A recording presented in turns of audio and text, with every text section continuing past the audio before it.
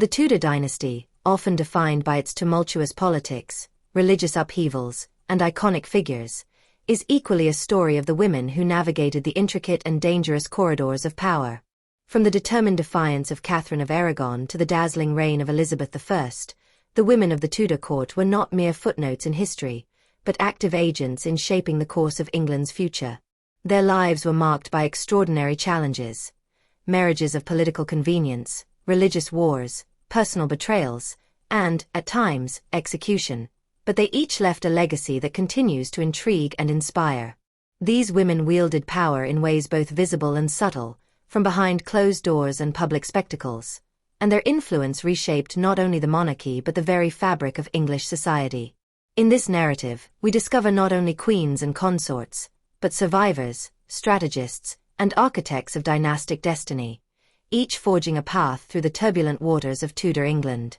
The story of the Tudor dynasty, which ruled England from 1485 to 1603, is often told through the actions and decisions of its famous male monarchs: Henry VII, Henry VIII, and Elizabeth I. However, beneath the surface of royal decrees and statecraft, the women of the Tudor court played a transformative and often underappreciated role in shaping the political, cultural, and religious course of the nation. Whether as queens, consorts, regents, or power brokers from behind the curtain, these women influenced some of the most consequential moments in English history. Their significance lies not only in their personal achievements or tragedies, but in how they challenged, navigated, or embodied the expectations of womanhood, power, and dynastic duty in the early modern era. The rise of the Tudors begins in 1485 with Henry Tudor's victory over Richard III at the Battle of Bosworth Field, ending the Wars of the Roses and founding a new royal house. The legitimacy of this new dynasty was shaky at best. Henry VII's claim was tenuous, rooted in a maternal line considered illegitimate. It was through strategic marriage, to Elizabeth of York, the eldest daughter of the defeated Yorkist King Edward IV, that Henry strengthened his claim and symbolically united the warring houses of Lancaster and York. From the very beginning, therefore, women were instrumental in legitimizing Tudor authority. Elizabeth's role as a peacemaker queen set a precedent for the intertwining of political stability and royal femininity. The Tudor age was marked by a complex interplay of gender and authority. In the 16th century, English society was deeply patriarchal, with women legally and socially subordinate to men. Yet the Tudor period was also unique in its abundance of powerful female figures who wielded influence in public and private realms. This created an inherent tension between societal expectations of female submissiveness and the political necessity of female agency. The Tudor court became a stage where women's roles, whether as queens, princesses, or noble ladies, were constantly negotiated and redefined. During the reign of Henry VIII, women became the central figures in religious and dynastic conflict. His 6 wives were not only personal partners but also political symbols, each embodying a different aspect of queenship and statecraft. Catherine of Aragon, for instance, was a pious and intelligent queen who governed as regent and staunchly defended her marriage and Catholic faith. Her resistance to annulment played a crucial role in precipitating England's break from the Roman Catholic Church.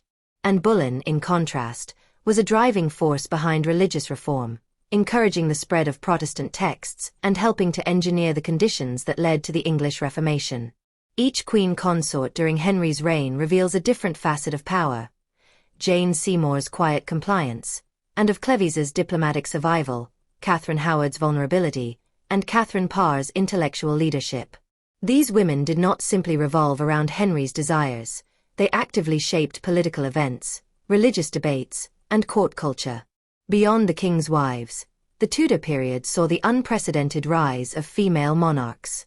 Mary I, the daughter of Catherine of Aragon, was the first woman to rule England in her own right. Her reign challenged long-held beliefs about a woman's ability to govern, and her marriage to Philip II of Spain raised fears about foreign domination. Her aggressive re-Catholicization campaign and the Marian persecutions tarnished her reputation, earning her the moniker Bloody Mary. Yet her reign was critical in establishing the precedent of female sovereignty, paving the way for her half-sister Elizabeth I.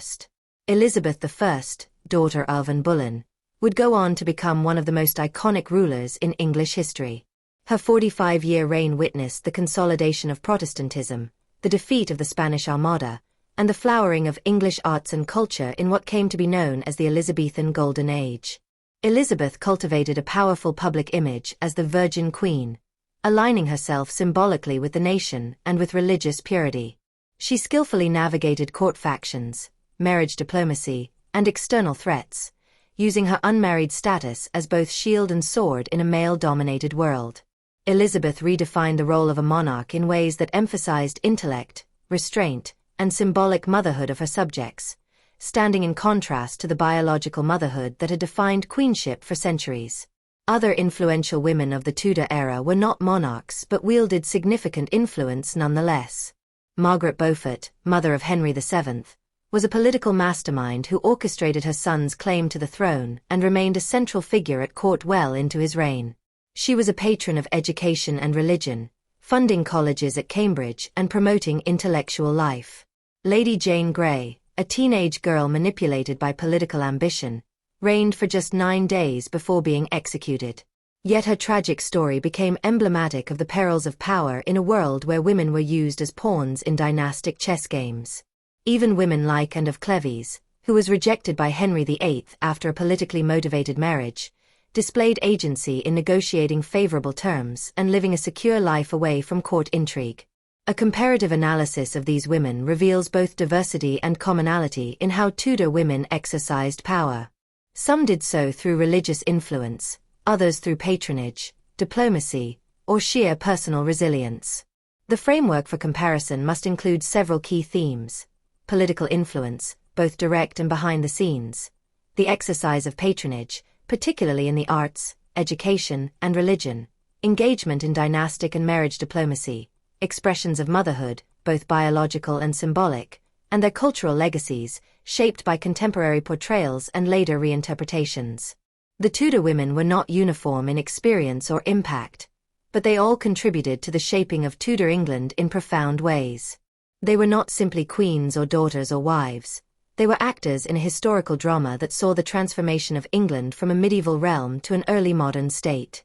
Their lives intersected with matters of faith, law, governance, war, and national identity. Understanding the Tudor dynasty without considering its women would be an incomplete exercise. A comparative study of their lives illuminates not just their individual stories, but also the shifting boundaries of gender and power in one of history's most fascinating dynasties. Margaret Beaufort, the matriarch and kingmaker. Margaret Beaufort, mother of King Henry VII and grandmother of Henry VIII, is one of the most remarkable and influential women in English history. Her life spanned the last phases of the 100 Years' War, the entirety of the Wars of the Roses, and the beginning of the Tudor dynasty, a period of relentless political upheaval and dynastic struggle. Born in 1443, Margaret's life was marked by tragedy, perseverance, and an extraordinary ability to navigate the perilous landscape of 15th-century English politics. Though she never held the crown herself, her actions laid the foundations for the Tudor dynasty, shaping the course of English history in a way few women of her time ever could. Margaret was born into a noble family with a prestigious lineage. She was the only child of John Beaufort, Duke of Somerset, and Margaret Beauchamp. The Beauforts were descendants of John of Gaunt, son of King Edward III, though their line had been born illegitimately and later legitimized by royal decree, yet barred from inheriting the throne. This ambiguous status would haunt Margaret's life but also offer a remote, though significant, royal claim that would eventually pave the way for her son's ascent to the English throne. From a young age, Margaret was considered a valuable political asset, her marriage a matter of national interest rather than personal choice. At the age of just 12, Margaret was married to Edmund Tudor, half-brother to King Henry VI. The marriage, forged during a time of great political instability, was a strategic alliance that sought to unify powerful interests in support of the Lancastrian cause. Shortly after the marriage, Margaret became pregnant. What followed was a harrowing and formative experience. She gave birth to her only child, Henry Tudor, at the age of 13. The trauma of the childbirth left her physically unable to have more children, an event that deeply affected her for the rest of her life. Yet this singular child would become the founder of the Tudor dynasty. Edmund Tudor died of plague before Henry was born, leaving Margaret a widow and mother in a hostile political environment. Her position was extremely precarious: young, widowed, and with a child who was potentially a threat to rival factions. Despite this, Margaret exhibited a degree of political intelligence and foresight well beyond her years. Entrusting her son's care to others while she maneuvered through the treacherous political climate, she ensured Henry's safety through calculated alliances and an extraordinary level of diplomatic agility. She remarried twice, first to Henry Stafford, a politically neutral figure, and later to Thomas Stanley, a powerful nobleman whose military support would prove decisive in the Battle of Bosworth. Margaret's keen understanding of the political currents of her time was central to the survival and eventual triumph of her son. The Wars of the Roses, a prolonged conflict between the houses of Lancaster and York for control of the English throne, saw the collapse of many noble families and the downfall of kings. Margaret, however, navigated these dangerous waters with remarkable skill. While outwardly aligning herself with the reigning power, be it Yorkist or Lancastrian, she always worked behind the scenes to protect her son's claim and secure his future. Her greatest moment of political maneuvering came in the aftermath of the failed rebellions against Richard III. As the Yorkist king, Richard III consolidated his rule following the disappearance of the princes in the Tower. Opposition to his reign grew.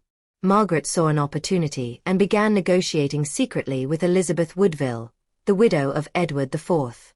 Together, they devised a plan to unite their families by marrying Margaret's son Henry to Elizabeth of York, the eldest daughter of Edward IV. This union would not only strengthen Henry's claim to the throne by linking him to both Lancastrian and Yorkist lines, but it would also serve as a powerful symbol of national reconciliation. Margaret's plan was a masterstroke of political strategy, one that demonstrated her grasp of dynastic politics and her ability to form alliances across bitter divides. Her husband, Thomas Stanley, played a critical role in securing Henry's eventual victory at the Battle of Bosworth in 1485. Though Stanley had nominally supported Richard III, he turned against the king at a decisive moment and threw his support behind Henry, helping to ensure Richard's defeat and death. Margaret's behind-the-scenes influence was instrumental in bringing Stanley to her son's side. Once Henry was crowned King Henry VII, Margaret emerged as one of the most powerful figures in the realm, wielding influence not through a formal title but through her status as the king's mother. Following her son's accession, Margaret took on a unique and unprecedented role in court politics. She was styled My Lady the King's Mother, and given privileges typically reserved for queens.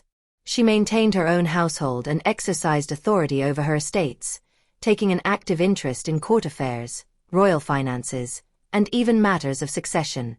She was often consulted by Henry on political and dynastic matters, and was instrumental in arranging marriages, including those of her grandchildren. Margaret did not formally remarry after Henry's rise, choosing instead a quasi-religious lifestyle of chastity and piety, further enhancing her moral and political authority.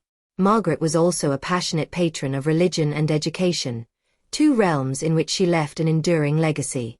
Deeply devout, she supported various religious institutions and played a pivotal role in the spiritual life of the Tudor court. But her most lasting contributions were to education. Recognizing the importance of scholarship and learning in both religious and political life, Margaret funded the establishment and endowment of several colleges at the University of Cambridge, including Christ's College and St. John's College. These institutions, still prominent today, owe much to her vision and generosity. She believed in the power of knowledge and sought to cultivate a class of learned clergymen and administrators who could support the Tudor regime and promote the values of order and discipline. Her personal character was marked by austerity, discipline, and an unwavering sense of duty. Though she lived through war, exile, and personal loss, she emerged each time stronger and more determined. Margaret was not a woman content with passive roles or symbolic gestures. She acted, negotiated, persuaded, and when necessary, manipulated.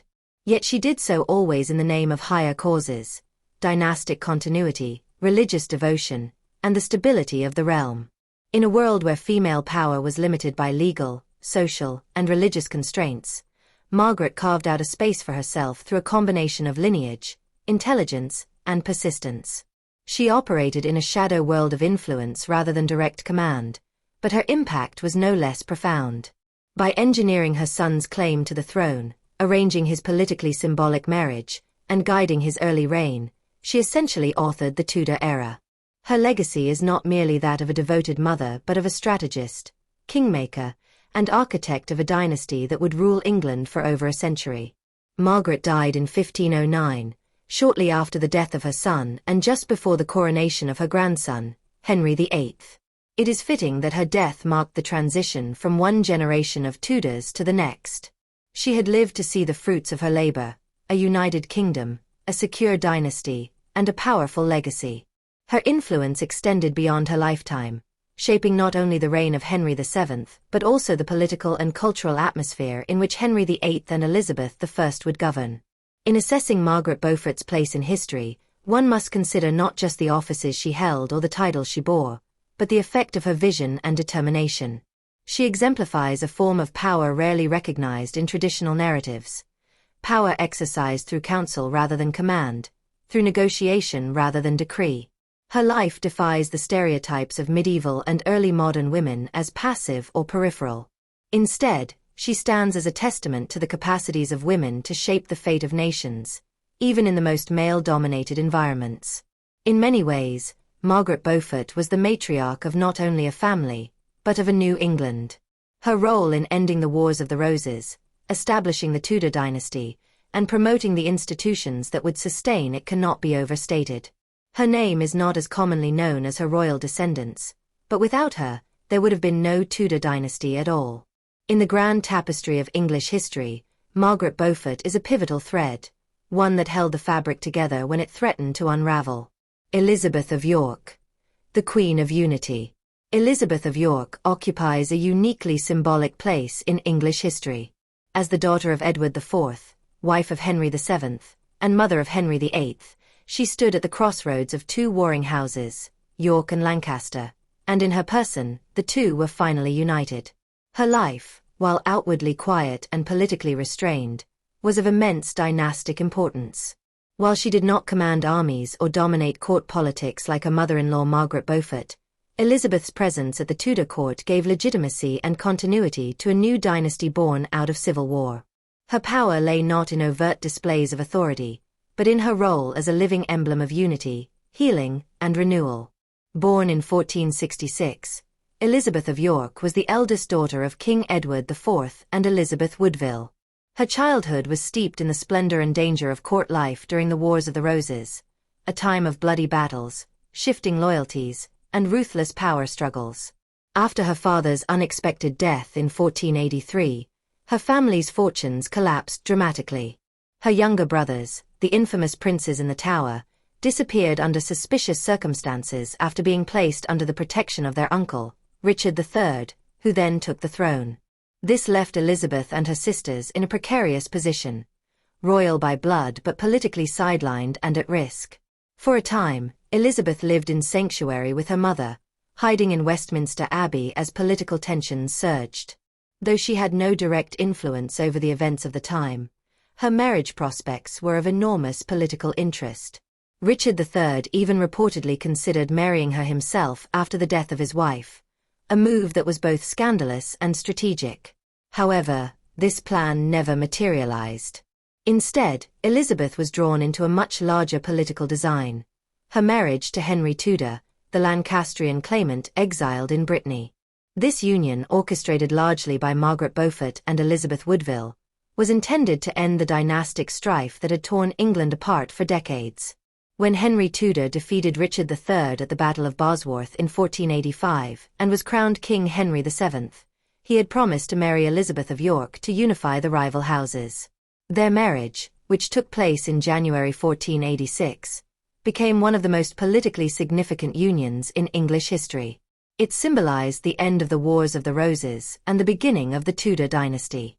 The emblem of this union, the Tudor rose, which combined the white rose of York and the red rose of Lancaster, was a powerful visual reminder of the intended peace and harmony between the previously warring factions. Though Elizabeth of York was now queen, her role at court remained subdued and largely ceremonial.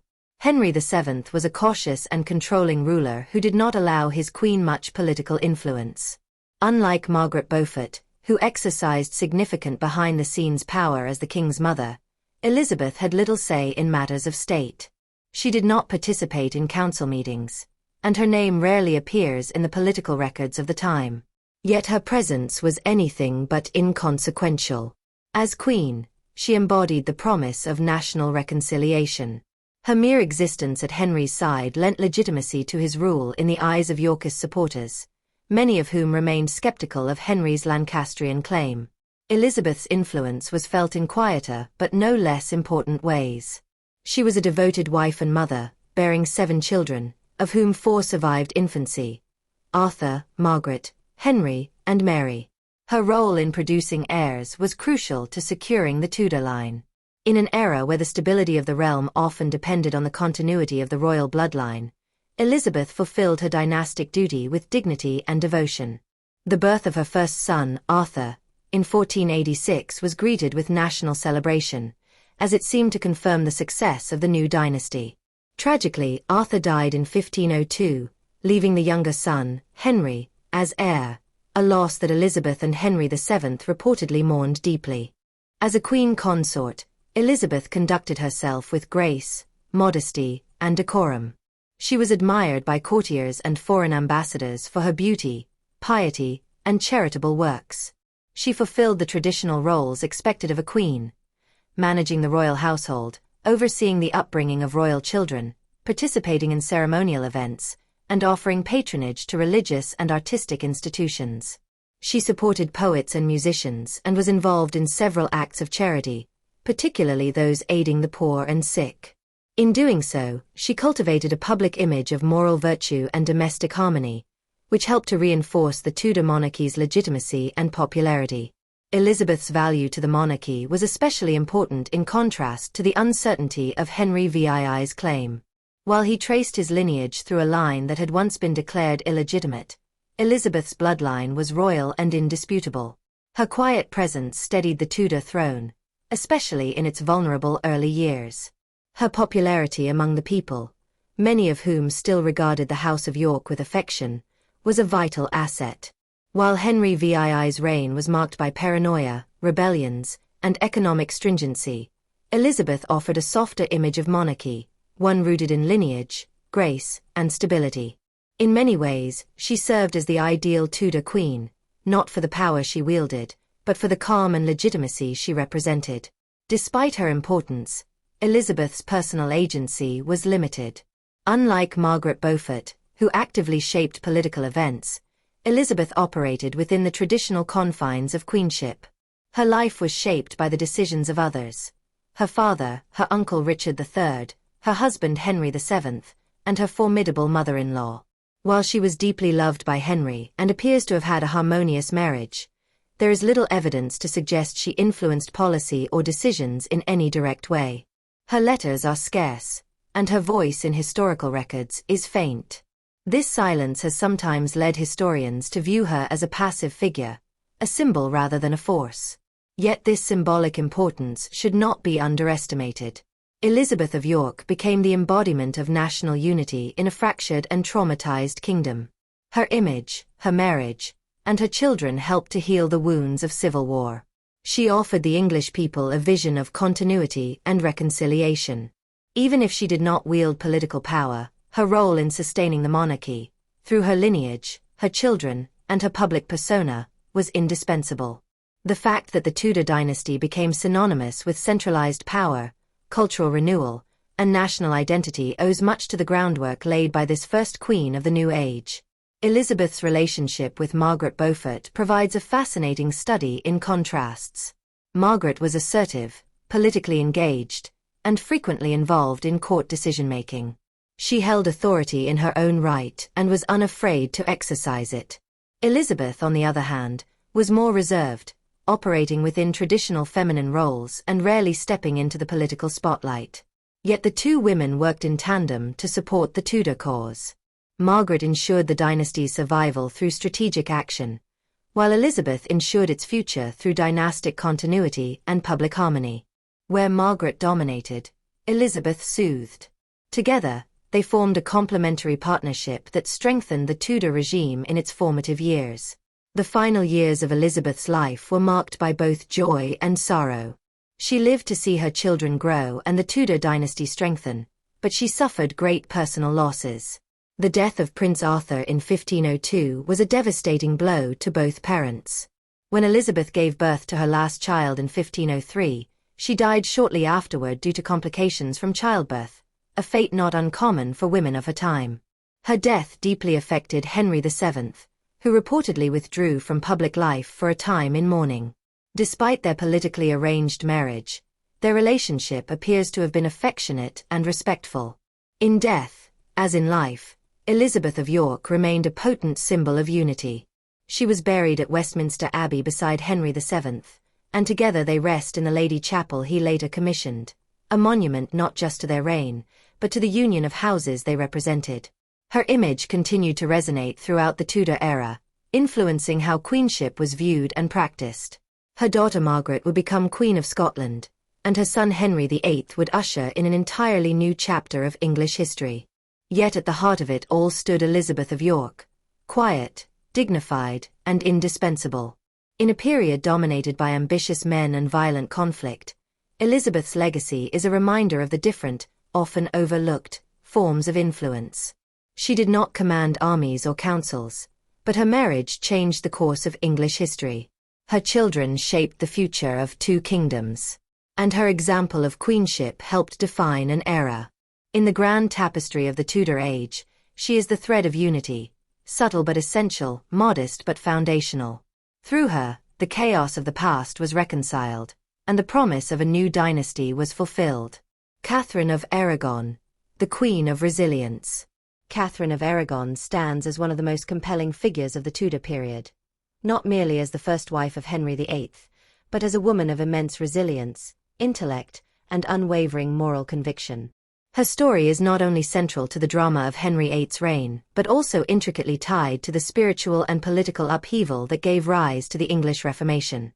Born into the powerful Spanish monarchy, educated in a court that championed humanist ideals, and raised in the deeply Catholic tradition, Catherine's life was a testament to endurance in the face of personal heartbreak and national transformation.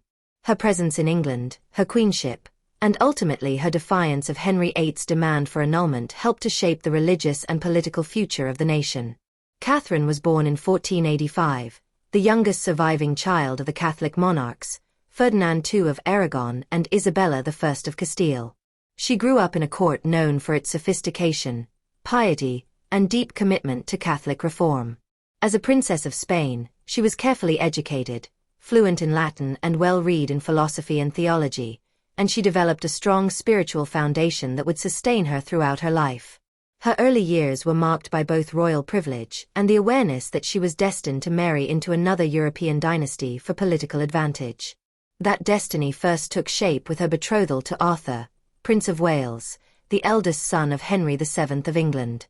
At the age of 15, Catherine traveled to England to marry Prince Arthur.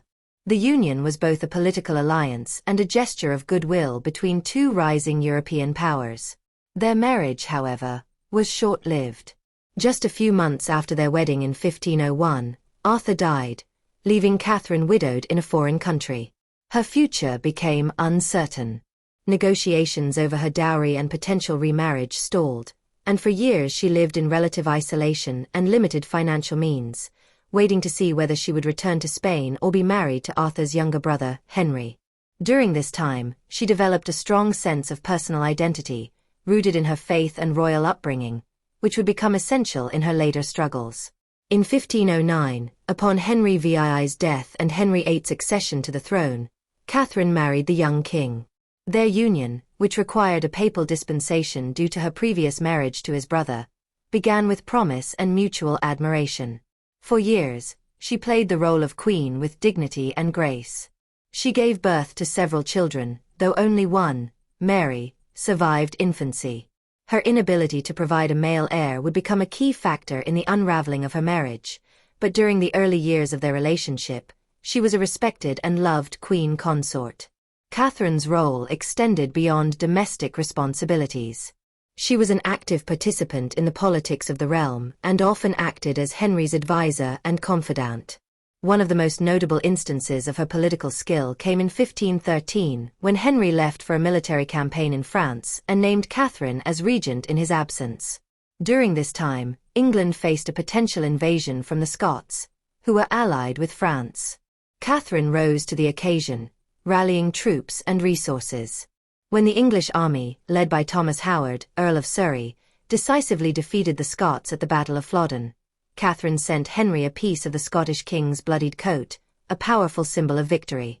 Her leadership during this crisis demonstrated her capability and strength, affirming her as more than just a ceremonial figurehead. As queen, Catherine was deeply invested in matters of faith and education. She was a devout Catholic who prayed regularly, fasted, and supported religious institutions and scholars. Her education, rooted in Renaissance humanism, influenced her patronage of learning and her advocacy for the education of women. She believed that women, particularly those of noble birth, should be educated not only in manners and piety but in languages and classical studies as well.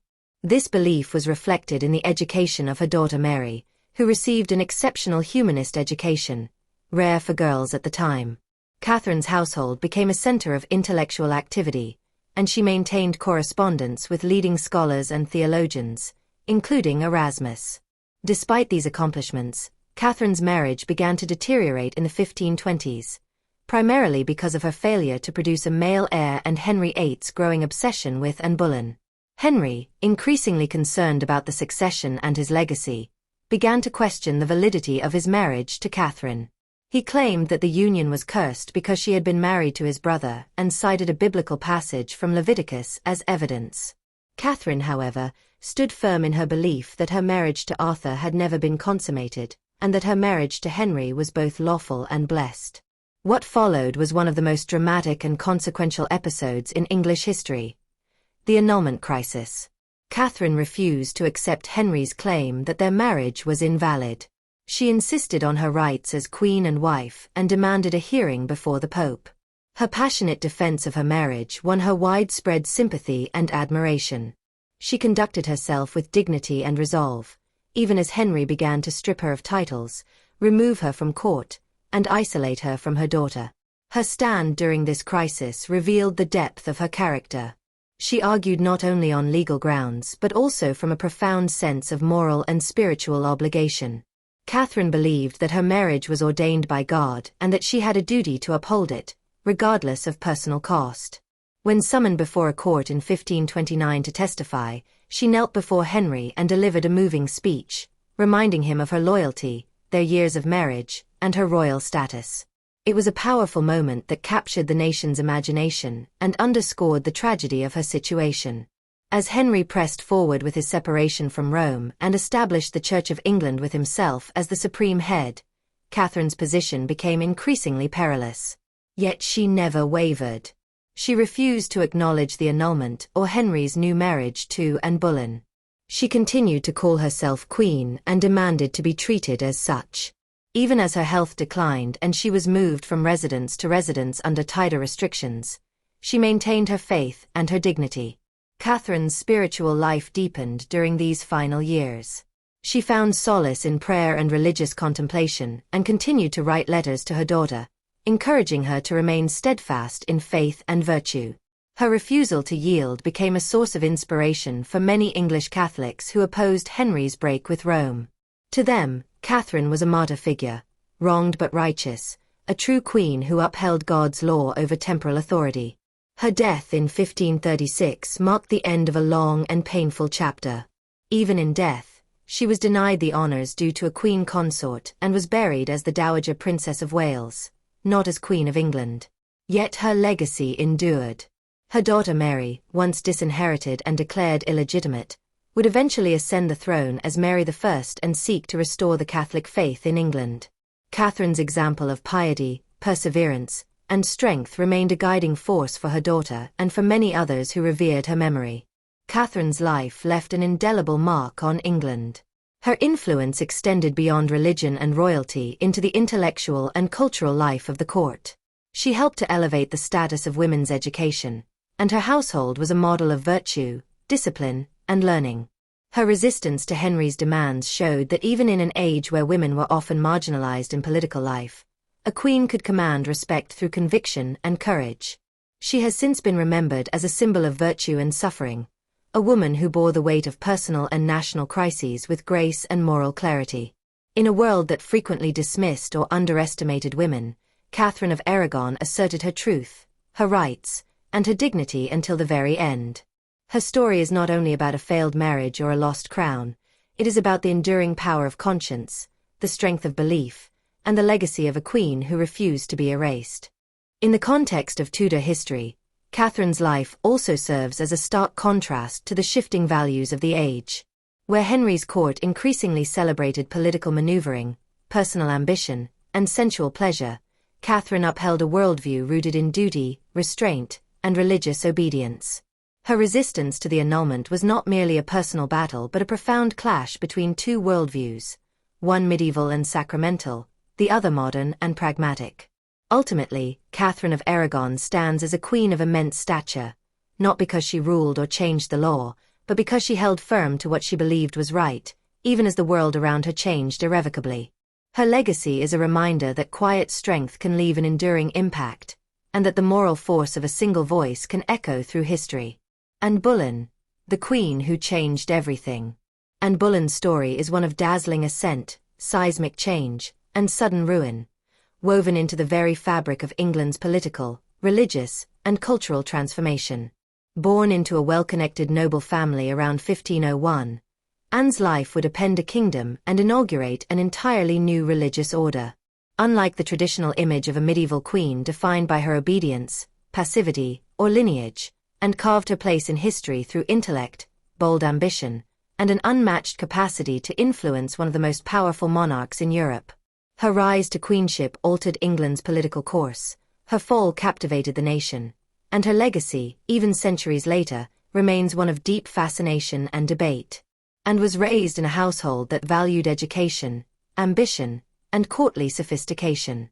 Her father, Thomas Boleyn, was a skilled diplomat, and through his connections, Anne was sent abroad to be educated in the courts of the Netherlands and France.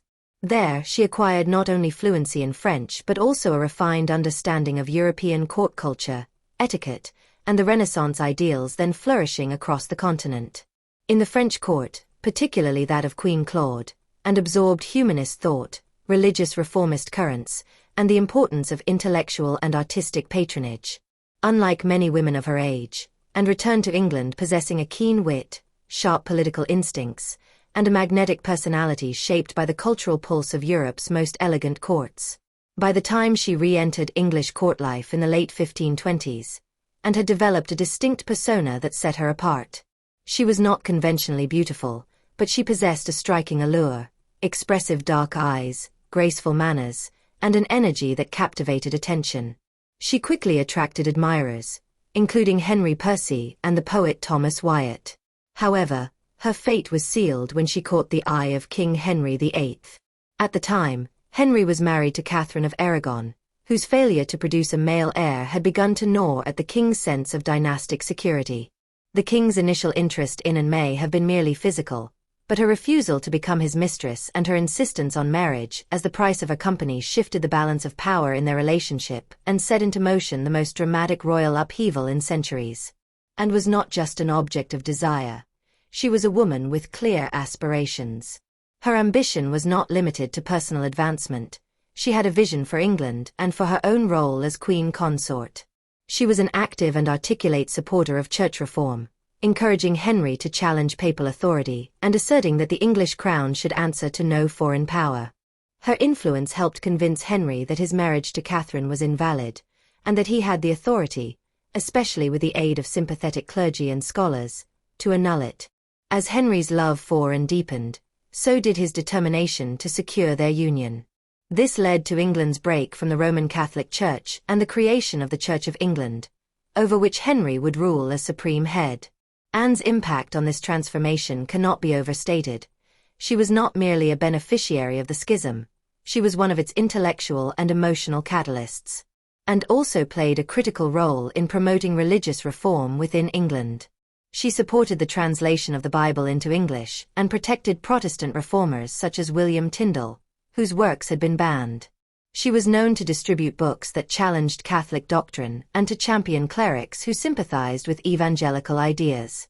Her private chapel hosted reformist sermons, and she influenced Henry to appoint reform-minded bishops like Thomas Cranmer, who would become Archbishop of Canterbury.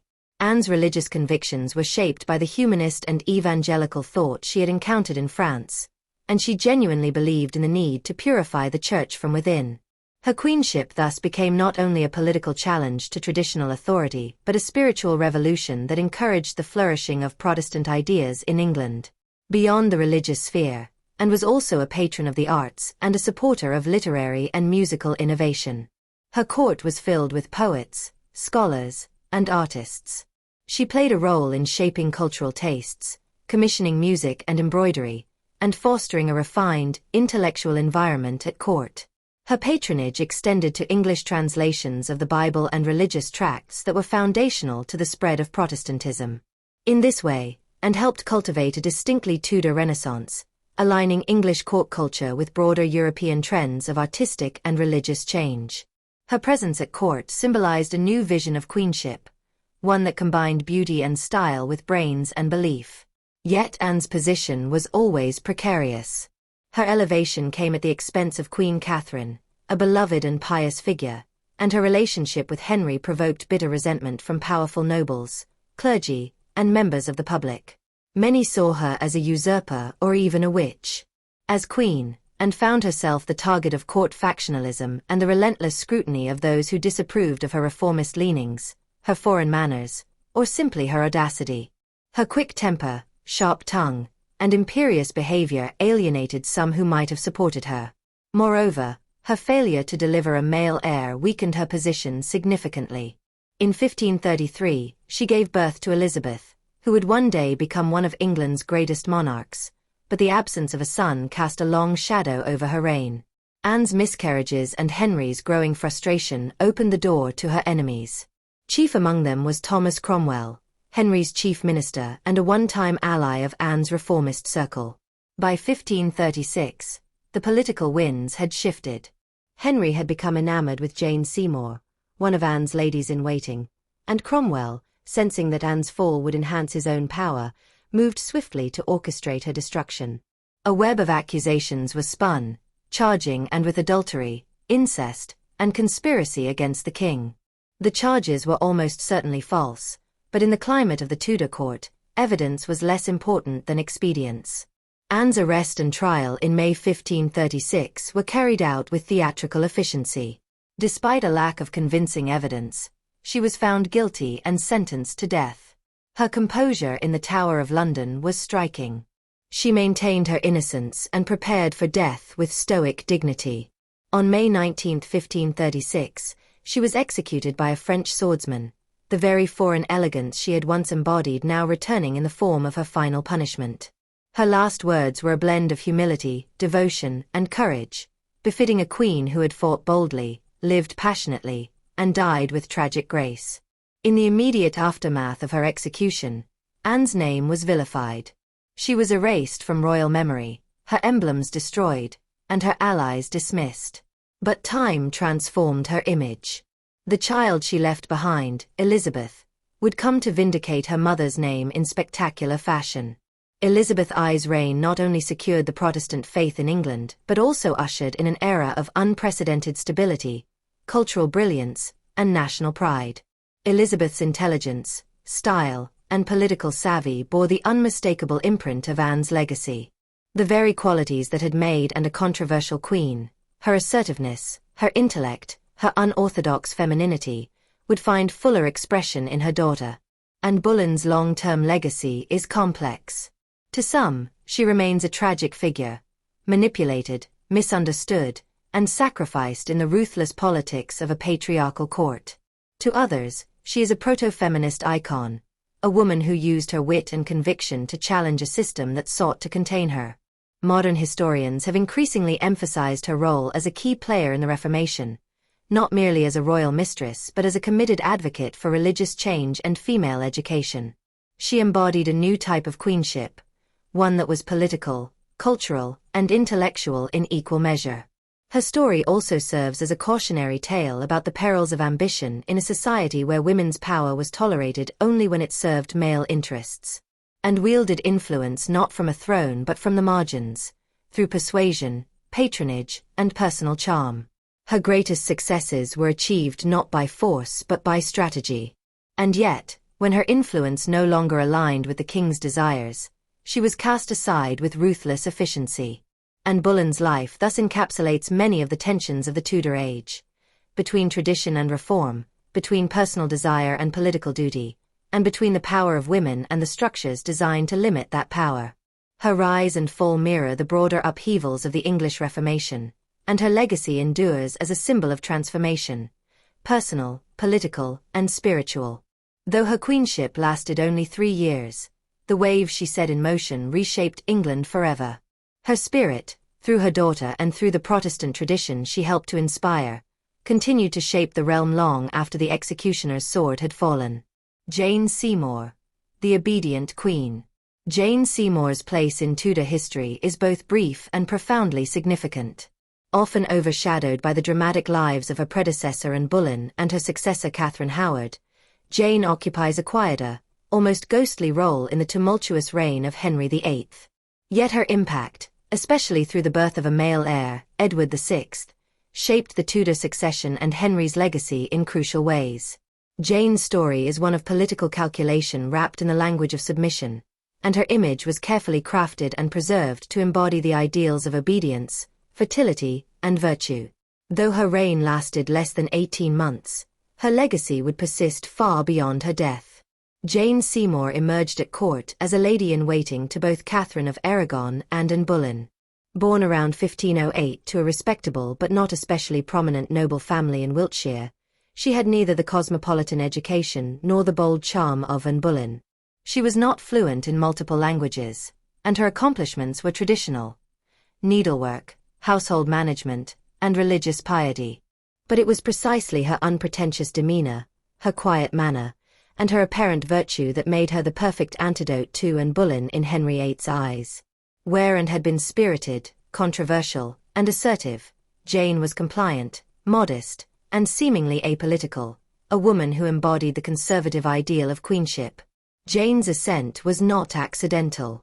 Although she lacked Anne's sharp political instincts, those around her, including her ambitious brothers Edward and Thomas Seymour, recognized an opportunity to fill the void left by Anne's waning influence. Courtiers disaffected with Anne's reformist zeal and divisive presence saw Jane as a way to restore balance and appease conservative factions. Her courtship by Henry began in earnest in early 1536, even while Anne was still queen.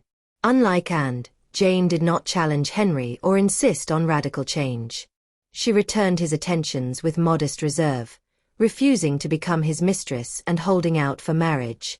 This strategy, reminiscent of Anne's earlier resistance, proved effective once again, but this time it was couched in a more demure traditional guise. Jane's behavior reassured Henry that she would be an obedient and respectful partner, not a rival in politics or religion. Her marriage to Henry took place in May 1536, just days after Anne Boleyn's execution. The speed of the union shocked many and made clear how thoroughly Anne had been replaced not just physically but symbolically. Jane's role was carefully shaped by those in power, including Henry himself, to present a return to decorum and stability. She dressed modestly, avoided political discourse, and distanced herself from factional disputes.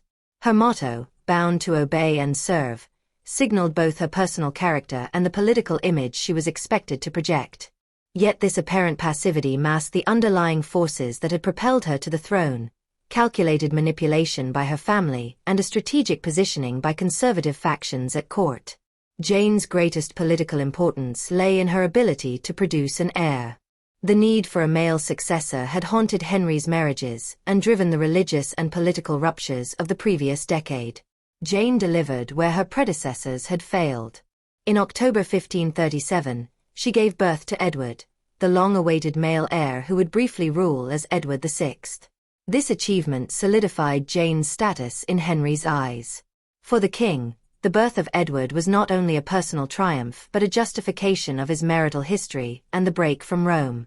Edward represented dynastic security and the legitimacy of the Tudor line. However, the triumph came at a great cost. Jane died of puerperal fever just 12 days after Edward's birth. Her death in childbirth lent a tragic aura to her queenship and played a major role in how she was remembered. She became the only one of Henry's 6 wives to receive a queen's funeral and the only one to be buried alongside him in St. George's Chapel at Windsor, an act that symbolized Henry's lasting affection and idealization. In his later years, Henry referred to Jane as his true wife, the one who had given him the son he so desperately desired. Her image was preserved in paintings and courtly discourse as the perfect queen, obedient, gentle, fruitful, and sacrificial. This idealization was not just personal but political. It served to reinforce the legitimacy of Edward's rule and to contrast with the perceived transgressions of Henry's other wives. Despite her short tenure, Jane did have moments of quiet influence. One notable episode was her intercession during the Pilgrimage of Grace in 1536, a massive northern rebellion against Henry's religious policies and the dissolution of the monasteries. Jane pleaded with Henry to show mercy to the rebels, a gesture that, while unsuccessful, reflected her commitment to peace and her alignment with traditional Catholic values. This act was consistent with her broader image as a queen who sought unity and harmony, rather than confrontation or reform. At court, Jane attempted to reconcile Henry with his eldest daughter, Mary, the daughter of Catherine of Aragon. This initiative demonstrated a maternal concern that extended beyond her own child and suggested that she recognized the importance of restoring the fractured Tudor family. While Mary would not be formally reconciled with her father until after Jane's death, Jane's efforts helped lay the groundwork for that eventual reconciliation. Her concern for Mary also underscored her own Catholic sympathies and her desire to return to some of the old forms of courtly piety and hierarchy that had been eroded during Anne Boleyn's tenure. Jane's life and death mark a pivotal moment in Tudor history. Her queenship was situated between the drama of the English Reformation and the consolidation of the Tudor Dynasty. Her brief time as queen brought a sense of calm to a court long racked by factional struggle and religious controversy. While she did not actively shape policy or challenge Henry's authority, her symbolic role was enormous. In death, she became the embodiment of ideal queenship, used by Henry and his propagandists to justify the dramatic changes of his reign. Yet, it is important to view Jane not merely as a passive figure swept along by events. Her image may have been constructed to emphasize obedience and modesty, but she was also a woman of intelligence and quiet resolve. Her elevation to queen required a degree of political navigation, both by her and by her family, and she managed to maintain the king's favor during a dangerous and volatile period. Her ability to succeed where others had failed, specifically in giving birth to a male heir, was not just a biological achievement but a dynastic one, cementing her place in the narrative of Tudor legitimacy. Jane Seymour's legacy endures as a paradox. She is remembered both as the most submissive of Henry's wives and as the one who achieved the most vital goal of Tudor queenship, producing a male heir. Her life lacks the drama and controversy of Anne Boleyn or the political resilience of Catherine of Aragon, but it is no less significant. She exemplifies how queenship could be exercised through restraint, how power could be wielded quietly, and how even the most unassuming consort could leave an indelible mark on history. In the shadows of louder, longer reigns, Jane's voice is soft but unforgettable. Anne of Cleves, the diplomatic survivor. Anne of Cleves occupies a unique and often overlooked position among the 6 wives of Henry VIII. Unlike the tragic fates of Anne Boleyn and Catherine Howard, or the political tensions surrounding Catherine of Aragon, Anne's story stands apart as a rare example of diplomatic survival, adaptability, and quiet resilience.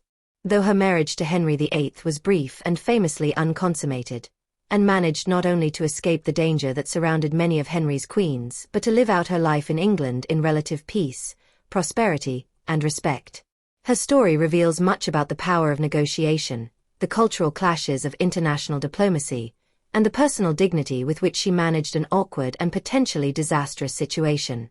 Born in 1515 in the Duchy of Cleves, a Protestant territory in what is now Western Germany, and was the daughter of John III, Duke of Cleves. Her upbringing was modest by royal standards. She was educated in the Lutheran tradition and received training in household management and decorum, but not the courtly accomplishments such as music, languages, or dancing that were prized in the English aristocracy. Her portrait was painted by Hans Holbein the Younger as part of the negotiation process to select Henry VIII's fourth wife after the death of Jane Seymour. The portrait impressed Henry, at least enough to proceed with the alliance. However, when Anne arrived in England in early 1540, the reality did not match Henry's expectations. Much has been made of Henry's personal disappointment upon meeting Anne for the first time.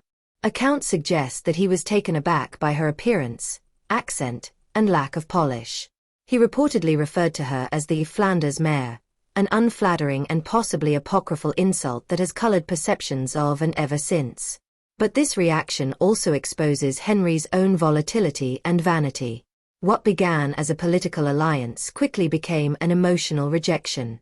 Despite the political significance of the marriage, intended to solidify ties with German Protestant states as a counterweight to the Catholic powers of France and Spain, Henry was unable to set aside his personal dissatisfaction. The marriage was never consummated, and within 6 months, Henry was seeking an annulment. In most cases, such a reversal could have ended in disgrace or even danger for the woman involved. Yet Anne of Cleves demonstrated exceptional pragmatism and emotional intelligence. She agreed to the annulment with dignity and without protest, a decision that would prove life-saving.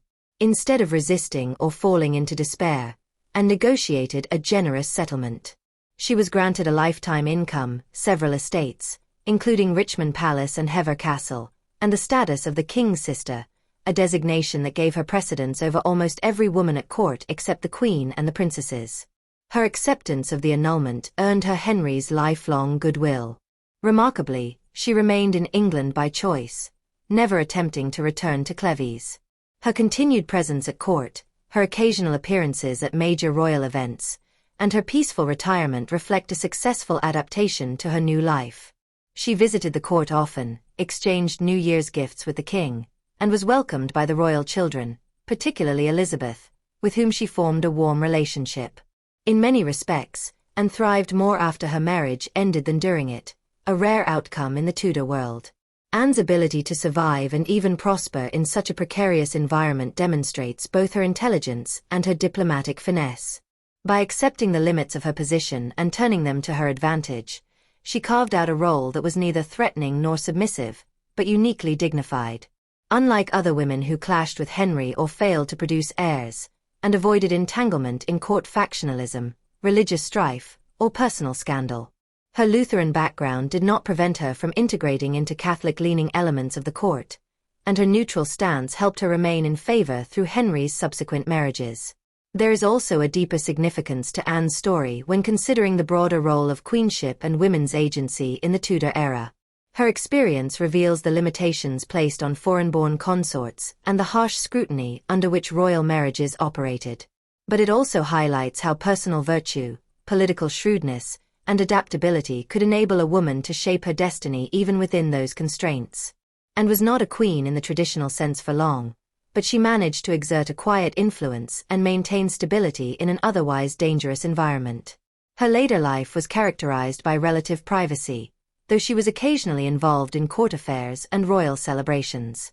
She watched from the sidelines as Henry married twice more, Catherine Howard, who was executed, and Catherine Parr, who survived him. Through it all, Anne remained respected and secure. She outlived Henry and all his other wives, dying in 1557 at the age of 41, during the reign of Mary I. Her funeral, conducted with appropriate ceremony, marked the end of a life lived with grace and intelligence under extraordinary circumstances. Anne of Cleves's legacy is subtle but important. She is not remembered for beauty or passion, for political reform or religious upheaval. Instead, she is remembered for her survival, for understanding the limits of her situation and maneuvering within them with dignity and wisdom. Her story is a testament to the idea that power does not always reside in confrontation or control. Sometimes it lies in restraint, self-awareness, and the ability to make peace with one's reality. In a court where ambition often led to downfall, Anne's cautious pragmatism ensured her lasting stability. Though often marginalized in popular portrayals of Henry VIII's wives, Anne of Cleves deserves recognition not as a failed queen but as a successful survivor. Her experience offers a different lens through which to view Tudor queenship, one that values survival over spectacle, diplomacy over drama, and resilience over romantic idealism. In the long and often dangerous history of the Tudor court, hers is a rare story of quiet triumph. Catherine Howard, the tragic teen queen. Catherine Howard's life unfolded like a tragic ballad, a brief, glittering interlude ending in scandal and sorrow. The fifth wife of Henry VIII, she was a young woman thrust into the harsh spotlight of Tudor politics, largely unprepared for the burdens of queenship. Her story is a cautionary tale about innocence manipulated, youth squandered, and the brutal consequences of missteps in a world where women at court were often pawns in dangerous power games. Born into the ambitious and powerful Howard family, Catherine was ill-equipped to navigate the treacherous waters of Tudor politics, where failure to conform to expectations, real or perceived, could be fatal. Catherine's early life was marked by instability and relative neglect. Born around 1523, likely at Lambeth, she was a cousin to Anne Boleyn and a member of the noble Howard family. However, she was not raised in privilege. After the death of her mother, Catherine was sent to live under the loose supervision of her step-grandmother, the Dowager Duchess of Norfolk, in a large household where discipline was lax and education minimal. It was here that Catherine's reputation began to suffer. Teenage flirtations and alleged sexual encounters with household staff, including her music teacher Henry Manox and later Francis Derham, would later resurface to devastating effect. These episodes, dismissed at the time as youthful indiscretions, would form the basis for charges of treason when she became queen. Catherine entered court life as a lady-in-waiting to Anne of Cleves. Her beauty, vivacity, and charm quickly attracted the attention of Henry VIII. By this time, the king was a physically ailing man in his late 40s, burdened by ill health and disillusionment. Catherine, likely no older than 16 or 17, embodied a youthful sensuality that reignited Henry's passion. Her presence seemed to offer the king a reprieve from his declining body and political frustrations. Within months of meeting her, Henry pursued her with fervor, and their marriage took place in July 1540, just weeks after the annulment of his union with Anne of Cleves. As queen, Catherine became a figure of splendor and youthful joy. She lavished attention on her appearance, dressed magnificently, and threw herself into courtly entertainments. The court celebrated the union as a renewal of vitality for the aging king, who openly called her his rose without a thorn. Yet behind this glittering facade, Catherine was in a precarious position. Her lack of formal education and political understanding made her vulnerable to manipulation by her powerful family, particularly her uncle, Thomas Howard, the Duke of Norfolk, who saw her marriage as an opportunity to elevate the Howard influence at court. Catherine became the focus of immense pressure to conform to the ideal of the obedient, virtuous queen, an image that clashed with both her past and her temperament. Despite her outward conformity, the strains of court life and Henry's deteriorating health may have contributed to Catherine's eventual indiscretions.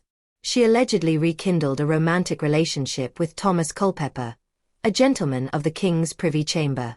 Their secret meetings, often arranged through her lady-in-waiting Jane Boleyn, widow of George Boleyn and sister-in-law to Anne, took place under intense secrecy. However, court gossip and jealousy, combined with the ever-watchful eye of political rivals, brought these liaisons to light. Once Henry learned of the accusations in 1541, the consequences were swift and unforgiving. The investigation into Catherine's past and present conduct was brutal. Her former relationship with Francis Derham was unearthed, and the fact that he had referred to her as his betrothed was interpreted as evidence that she had been legally pre-contracted to him, thus invalidating her marriage to the king. Worse still, her meetings with Culpeper were viewed as treasonous, as any potential affair with a queen was considered a direct threat to the royal bloodline. Catherine was stripped of her title, placed under house arrest, and interrogated relentlessly. Catherine's downfall was not simply the result of personal misjudgment. It was the culmination of a dangerous mix of political ambition, youthful naivety, and the merciless rigidity of Tudor court expectations. Unlike Anne Boleyn, whose fall was entangled with religious upheaval and political factionalism, Catherine had little understanding of the high stakes at play. Her past, which in other contexts might have been dismissed as irrelevant, was used against her with unrelenting severity. The public viewed the accusations with fascination and scandal, but for Catherine, the charges meant a death sentence. On February 13, 1542, barely 18 or 19 years old, Catherine Howard was executed on Tower Green. Reports suggest that she faced her end with dignity, expressing regret for having wronged the king. Her final words, as recorded by contemporary chroniclers, conveyed both remorse and resignation. Her death shocked the court and reinforced the perilous nature of queenship in Tudor England. Catherine's brief reign and tragic end exposed the brutal double standards imposed upon women, particularly those in royal service. Her youth and inexperience were used as both an attraction and a liability. At a time when queens were expected to be paragons of chastity and political usefulness, Catherine's personal history was weaponized against her. In a world where male courtiers often acted with impunity, her fall was a reminder that a woman's behavior, past and present, could be judged with disproportionate harshness. Her legacy is one of warning rather than transformation. Unlike her cousin Anne Boleyn, Catherine left behind no movement or enduring religious shift. She had no children, made no major political interventions, and sponsored no lasting reforms. Yet her story resonates because it captures the intense pressures faced by young women in power, pressures that could destroy as quickly as they elevated. Catherine was not a schemer or a revolutionary. She was a teenage girl caught in a system that demanded perfection and punished even the suggestion of failure. Catherine Howard remains a symbol of innocence lost and political manipulation. Her life, so short and tragic, underscores the dangers of being a young woman in a male-dominated court where beauty and charm could invite both favor and fatal scrutiny. In the unforgiving world of Tudor politics, she became a victim not only of her own choices but of the expectations and ambitions of those around her. Catherine Parr, the intellectual and survivor. Catherine Parr stands apart among the wives of Henry VIII not merely as his sixth and final queen, but as a woman whose life was shaped by intellect, resilience, and remarkable adaptability. Her legacy is not bound by scandal or tragedy like many of her predecessors, but by a steady, enduring influence on the Tudor court, the English Reformation, and even on the education and formation of two future monarchs, Edward VI and Elizabeth I. A survivor in every sense of the word, Catherine Parr was more than just a consort. She was a scholar, regent, author, and stepmother who used her intelligence and diplomacy to maintain her place in one of the most perilous courts in European history. Born in 1512 to a prominent family with close ties to the royal household, Catherine Parr enjoyed a privileged education rarely afforded to women of the time. Her mother, Maud Green, was a lady-in-waiting to Queen Catherine of Aragon, and her father, Sir Thomas Parr, held a noble lineage with Plantagenet blood. Catherine was fluent in Latin and French and later learned Italian and Spanish, developing a profound interest in religious scholarship, classical philosophy, and the humanist ideals of the Renaissance. These intellectual pursuits would form the foundation of her later contributions to religious and political thought. By the time she came to the attention of Henry VIII, Catherine had already experienced two marriages. Her first husband, Edward Berg, died young, leaving her a widow in her 20s. Her second husband, John Neville, Lord Latimer, was a wealthy nobleman with political entanglements during the Pilgrimage of Grace, a rebellion against Henry's dissolution of the monasteries. During her time with Latimer, Catherine proved herself adept at managing both household affairs and navigating political danger. She was loyal to her husband but also managed to keep favor with the king's agents despite her husband's ambiguous loyalties during the uprising. When Latimer died in 1543, she was again a widow, but one whose intelligence and poise had drawn increasing notice at court. Catherine had no desire to marry again, particularly not the volatile and dangerous King Henry VIII. At the time of their courtship, she had begun to form a romantic attachment to Thomas Seymour, the brother of the late Queen Jane Seymour. However, when the king set his sights on her, Catherine faced a choice between personal happiness and royal duty. Her decision to marry Henry in July 1543 was not taken lightly. She later wrote that she felt God had called her to this union, perhaps believing she could exert a positive influence on the aging monarch and advance the Protestant cause she had come to support. Unlike Henry's previous marriages, their relationship was not founded on passion or dynastic ambition. Catherine, then in her early 30s, was more caretaker than queenly consort. Henry, burdened by gout, obesity, and mood swings, relied on her for emotional and physical comfort. In court life, Catherine maintained a cautious balance between her reformist leanings and the dangerous conservatism that still dominated parts of the royal household. She was a devoted stepmother to Henry's 3 children, Mary, Elizabeth, and Edward, and did much to restore familial unity among them. Her household became an informal school where all 3 children benefited from a progressive education, particularly Elizabeth, who would later credit Catherine's influence for her love of learning and religious inquiry. Catherine encouraged the education of girls and supported the idea that women could engage with scripture and theology, a radical notion for her time. Her regency in 1544, when Henry left for a campaign in France, demonstrated her competence in governance. As Queen Regent, she managed the kingdom with skill, liaised with military advisors, and maintained stability at home. Her ability to oversee affairs of state reflected not only her intelligence but also Henry's trust in her capabilities. Few women in Tudor England, indeed, few queens consort in history, were granted such authority. Her tenure as regent, though brief, reinforced her image as a woman of substance, able to stand in a position of power during a time of war and uncertainty. Religiously, Catherine's contribution was even more profound. A committed follower of the reformist cause, she authored several books of devotional literature, including Prayers or Meditations, 1545, and The Lamentation of a Sinner, published after Henry's death. She was the first Queen of England to publish a book under her own name in English, making her a pioneer in women's authorship and religious advocacy. Her writings reflected a deep personal piety and intellectual engagement with the theological questions of the day, particularly concerning justification by faith and the individual's relationship with God. These were dangerous ideas under Henry's rule, which oscillated between conservative Catholicism and selective Protestant reforms. Catherine had to tread carefully. Indeed, her religious beliefs nearly led to her downfall. In 1546, conservative factions at court, particularly Bishop Stephen Gardiner and Lord Wriothesley, sought to destroy her by convincing Henry that she was a heretic. They compiled evidence of her Protestant sympathies and prepared to arrest her. However, Catherine, demonstrating her characteristic pragmatism and intelligence, humbled herself before the king, declaring that she had only engaged in theological debate to distract him from his ailments and demonstrate her obedience to his superior judgment. Flattered and mollified, Henry forgave her. The arrest warrant was cancelled, and her enemies were temporarily defeated. This incident revealed Catherine's acute understanding of Henry's character and the volatile political climate. Her survival was a testament not just to her piety, but to her shrewdness.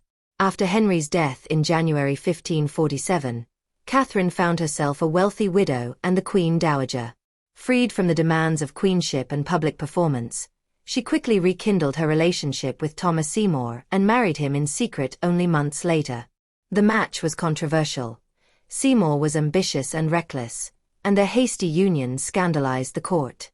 Nevertheless, Catherine seemed genuinely in love. She retired to Sudeley Castle and established a household that again became a center for learning and religious discussion. During this time, she assumed a maternal role to Lady Jane Grey, a young noblewoman with royal blood and a keen intellect. Catherine oversaw Jane's education and imbued her with reformist ideas and a strong Protestant identity. Jane would later become the ill-fated 9 Days Queen, and while her brief reign ended in tragedy, her reputation for learning and piety bore the imprint of Catherine's tutelage. Catherine's influence on Jane, like her influence on Elizabeth and Edward, underscored her lasting contribution to a generation of Tudor youth raised with a strong sense of religious and intellectual engagement. Catherine's own life, however, ended not with scandal, but with the quiet tragedy that so often marked the lives of Tudor women. In 1548, at age 36, she gave birth to her first and only child, a daughter named Mary. The pregnancy, likely complicated by her age and prior health, proved fatal. Catherine died of puerperal fever only days after childbirth. Her passing marked the end of a remarkable life, a journey that had taken her from noble daughter to twice widowed lady, from queen and regent to stepmother and author. Unlike many of Henry's wives, Catherine Parr was not remembered as a romantic figure or a tragic heroine. Her legacy lies in her intellect, her survival instincts, and her unwavering dedication to learning and reform. She bridged the transition between the old, hierarchical court and a new England shaped by Protestant values and a rising appreciation for the role of women in public discourse. Through her writings, regency, and guidance of the royal children, she quietly but significantly helped to steer England through a complex and turbulent time. Her life, shaped by personal loss, political danger, and religious conviction, remains a testament to the power of intellect and the courage of principled survival. Mary I, the first Queen Regnant. Mary I of England, the first Queen Regnant to rule in her own right, occupies a deeply complex place in English history. Her story is shaped by the upheavals of the Tudor Dynasty, by personal suffering, and by a fierce determination to reclaim the Catholic faith in a kingdom increasingly leaning towards Protestantism.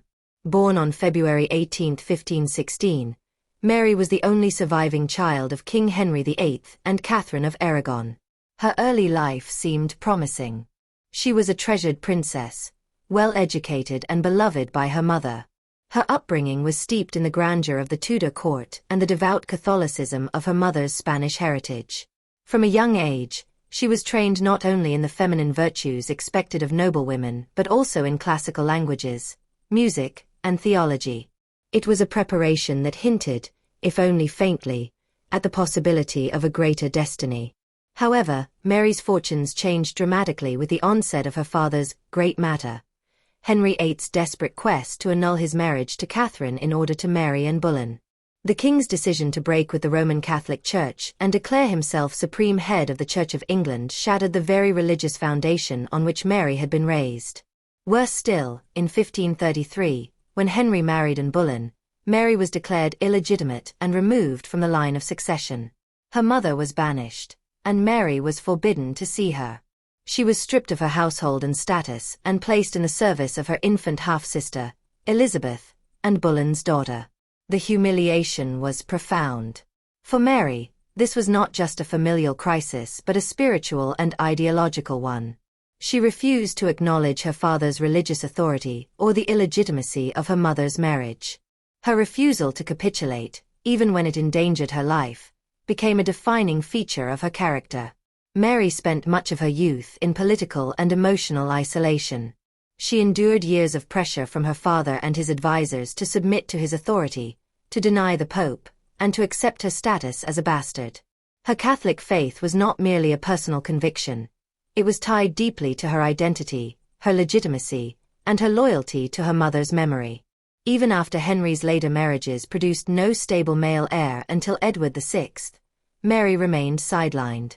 Though eventually restored to the succession by the Third Succession Act in 1544, her status at court remained uncertain, her religious views increasingly at odds with the shifting tides of English politics.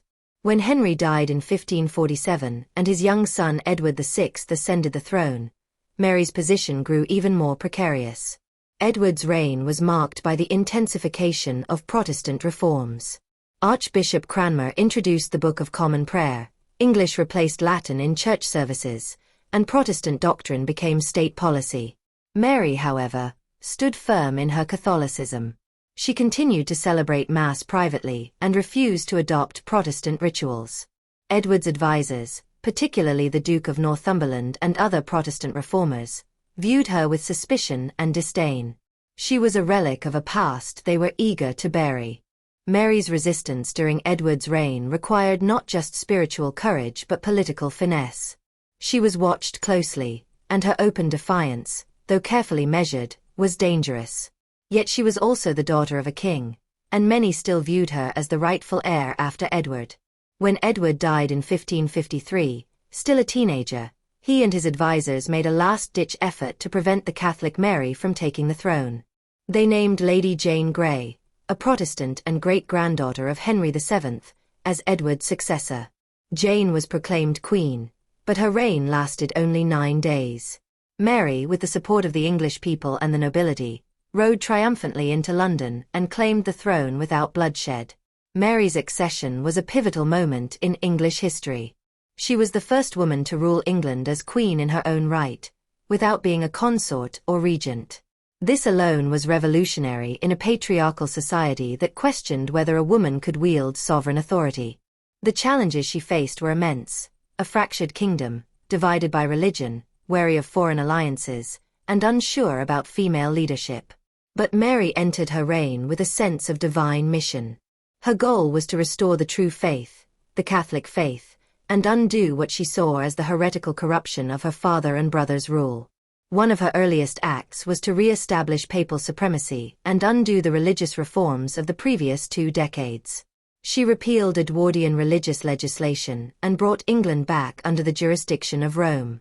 Church property was not returned, but the liturgy was reversed to Catholic norms.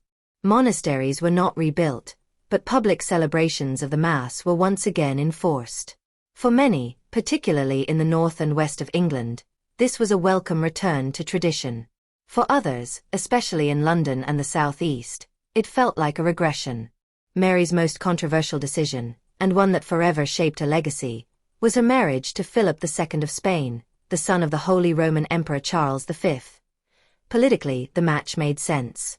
Spain was Catholic, powerful, and closely allied to her mother's homeland. But to the English, Philip was a foreign prince whose presence stirred fears of domination. Parliament insisted that Philip would have no sovereign authority in England, and Mary conceded. Despite these precautions, the marriage was deeply unpopular. Philip was cold and distant, and the union failed to produce an heir.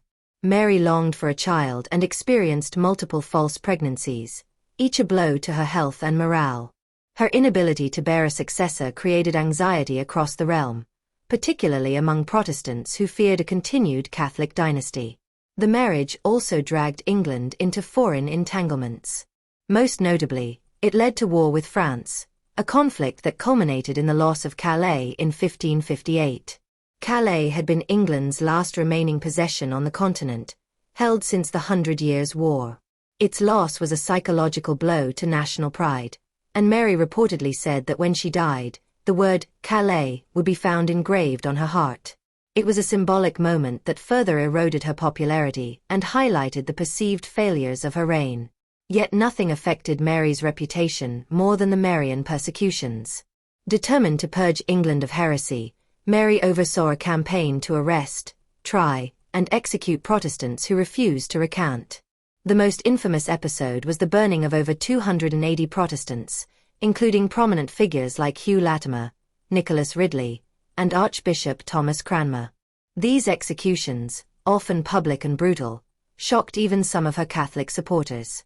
Mary believed she was saving souls, returning England to spiritual purity, but to many observers, it seemed more like vindictive cruelty.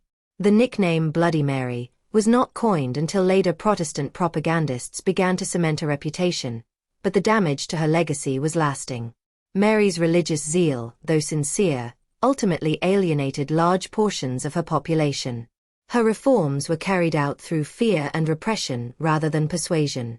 Unlike her half-sister Elizabeth, who would later pursue a more pragmatic, if still biased, religious policy, Mary saw no room for compromise. She ruled with the conviction of someone who believed she was God's instrument, and in this, she could be both admirable and terrifying. Beyond religion and politics, Mary faced the unique burden of ruling as a woman in a man's world. While queens consort were common in European courts, a reigning queen was almost unprecedented in England. Critics questioned whether a woman could command armies, manage the treasury, or oversee diplomacy. Mary's own counselors were not always supportive, and her decisions were often second-guessed or attributed to the influence of her husband or male advisors. Even her coronation required adjustments, as traditional ceremonies had been designed for kings. Despite this, Mary proved that a woman could rule, and rule with authority. She took an active role in governance, chaired council meetings, made appointments, and dealt directly with foreign ambassadors. Her courage and sense of duty were evident throughout her reign, even when events turned against her. Mary's reign was short, only 5 years, but its impact was profound. When she died in 1558, aged 42, England was again on the brink of transformation. Her successor, Elizabeth I, would undo many of her policies and restore Protestantism, but Elizabeth would also inherit a more centralized, better organized monarchy, partly due to the foundations Mary had laid. Moreover, Mary's reign made it possible to imagine female rulership in a way that had previously been unthinkable. She faced overwhelming odds and made decisions that would tarnish her reputation, but she also broke barriers and asserted a woman's right to wield sovereign power. In the centuries that followed, historians often reduced Mary to a caricature: the vengeful Catholic, the fanatical queen, the failed monarch. But in recent decades, scholarship has sought to re-evaluate her reign with greater nuance. Mary was not simply Bloody Mary, but a queen caught in the violent currents of Reformation Europe, trying to hold back a tide she believed would destroy her country's soul. Her actions were shaped by genuine belief, deep personal trauma, and the unforgiving demands of Tudor politics. In the end, Mary I's life was marked by loss, of legitimacy, of love, of territory, and finally of time. But she also left a legacy of courage and conviction. She was the first woman to wear the English crown in her own right, and despite all the obstacles, she never relinquished her authority or her faith. Her reign may have ended in disappointment, but her story remains one of the most compelling in the annals of English royalty, a story of a woman who dared to rule. Elizabeth I, the Virgin Queen and the Golden Age. Elizabeth I, the last of the Tudor monarchs, is one of the most iconic figures in English history. Her reign, lasting from 1558 until her death in 1603, marks the zenith of the Tudor dynasty and is often referred to as the Elizabethan Age, a period of cultural, political, and military flourishing. Elizabeth's remarkable ability to navigate the tumultuous political landscape of her time, her deft manipulation of public image, and her role in shaping the future of England have made her a subject of fascination for historians, scholars, and the public alike. She ruled with a unique blend of power, intelligence, and diplomacy, all while maintaining an image of the Virgin Queen that both consolidated her authority and allowed her to preserve her independence. Elizabeth's education and early life were integral to the development of her political acumen.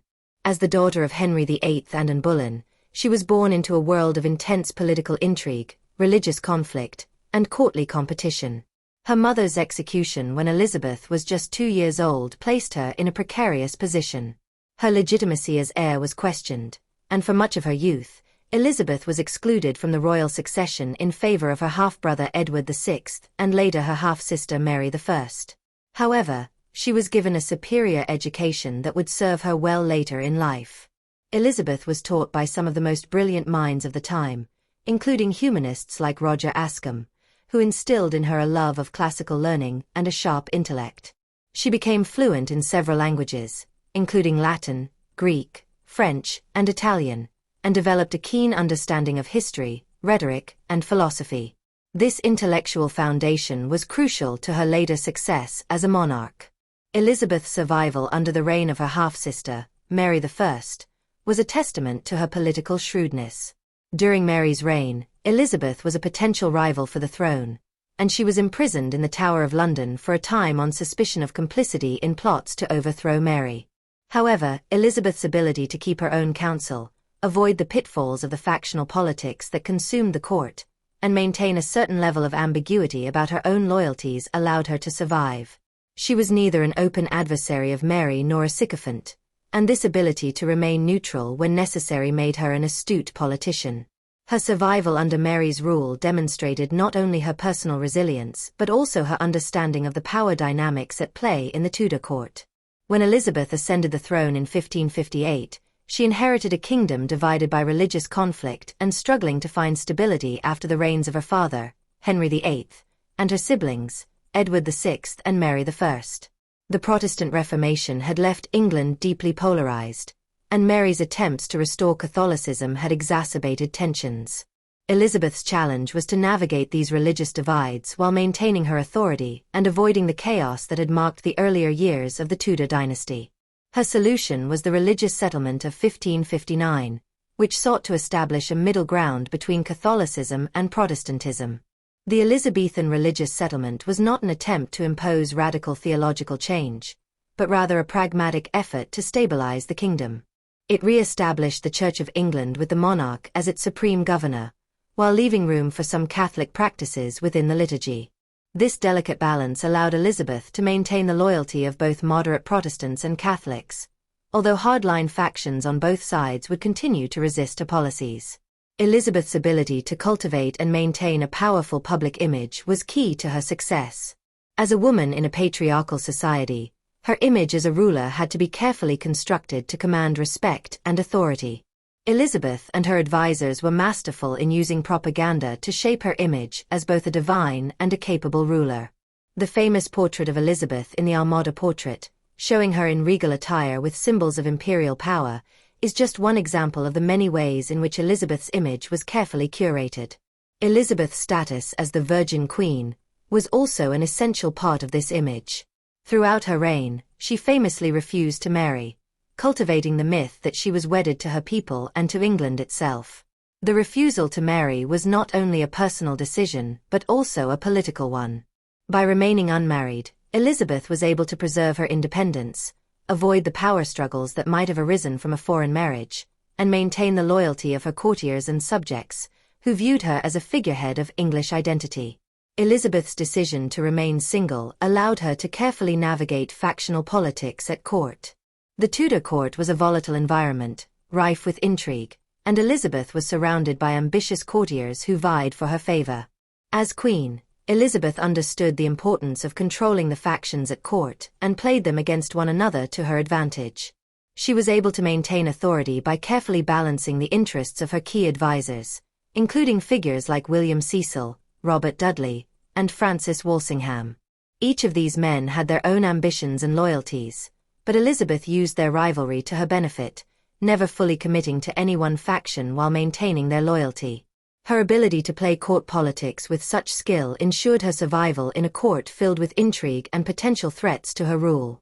Perhaps the most defining aspect of Elizabeth's reign was her role in foreign policy. Her early years as queen were marked by diplomatic and military challenges, particularly in relation to Spain. Elizabeth's refusal to marry Philip II of Spain, despite their close relationship following her sister Mary's death, was one of the key points of contention between England and Spain. Philip sought to assert Spanish dominance over England, and tensions between the two countries escalated over the course of Elizabeth's reign. The Spanish Armada of 1588, a failed attempt by Philip to invade England, is one of the most famous events of Elizabeth's reign. Elizabeth's leadership during the defeat of the Armada cemented her status as a formidable ruler. Her speeches, including the famous speech at Tilbury, where she declared herself the servant of her people, were instrumental in rallying her subjects to defend the kingdom. The victory over the Armada was not only a military success but also a powerful propaganda tool, showcasing Elizabeth as a divine and invincible ruler. Elizabeth's foreign policy was also characterized by the support of Protestant movements abroad, particularly in France and the Netherlands.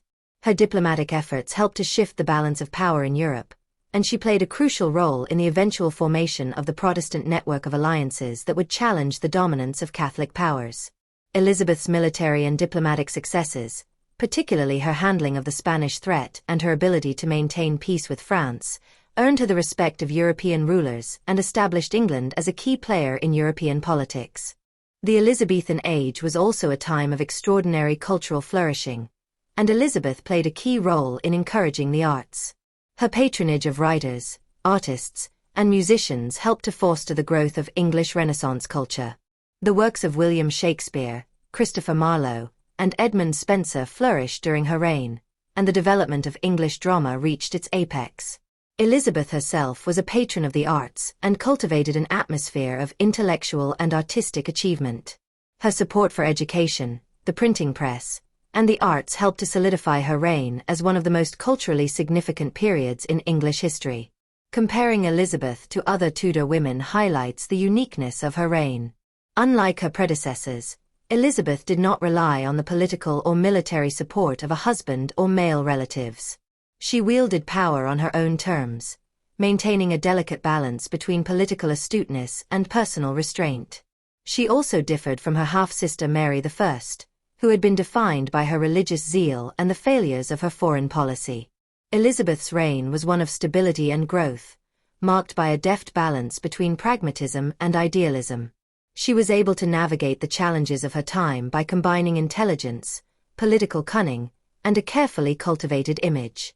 Elizabeth's legacy as one of the greatest monarchs in English history is unquestionable. She not only presided over a period of cultural and political flourishing, but also ensured the survival of the Tudor dynasty. Her leadership during the defeat of the Spanish Armada, her establishment of Protestantism as the state religion, and her role in shaping English culture have left an indelible mark on the history of England. Elizabeth I's reign was defined by her ability to balance power, image, and intelligence, and her legacy continues to inspire admiration and respect to this day. She remains, without question, one of the greatest monarchs in English history.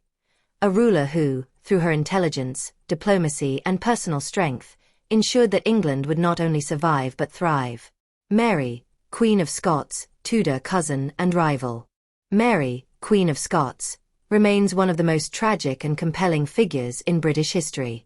Born in December 1542, Mary was not a Tudor by blood, but she became central to the political intrigues and power struggles that defined the Tudor and early Stuart periods. As the granddaughter of Henry VII, she had a legitimate claim to the English throne, which made her both a potential ally and a rival to her cousin, Elizabeth I. Their relationship, characterized by a delicate balance of diplomacy, rivalry, and personal animosity, was central to the politics of the late 16th century. Mary's life was filled with scandal, imprisonment, and political machinations, and her tragic execution ultimately became a symbol of the larger struggle between Catholicism and Protestantism in Europe. Mary's claim to the English throne was rooted in her ancestry.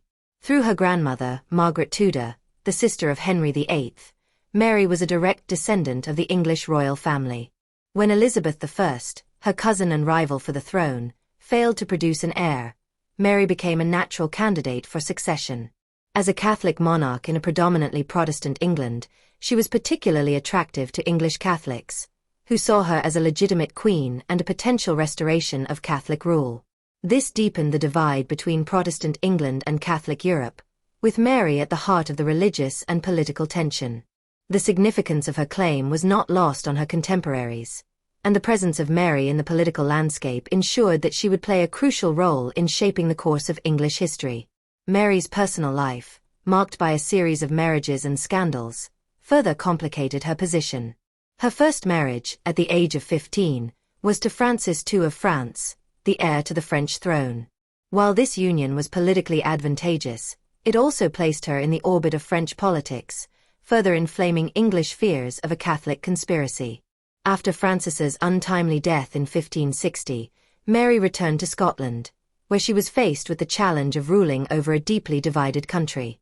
Scotland, like England, had been undergoing its own Protestant Reformation, and Mary's return to a Protestant-dominated court made her position tenuous from the start. Her second marriage to Henry Stuart, Lord Darnley, a cousin with a claim to the English throne, was a politically motivated union that quickly descended into scandal. Darnley's arrogance and ambition alienated Mary, and their marriage became increasingly strained, culminating in his murder in 1566.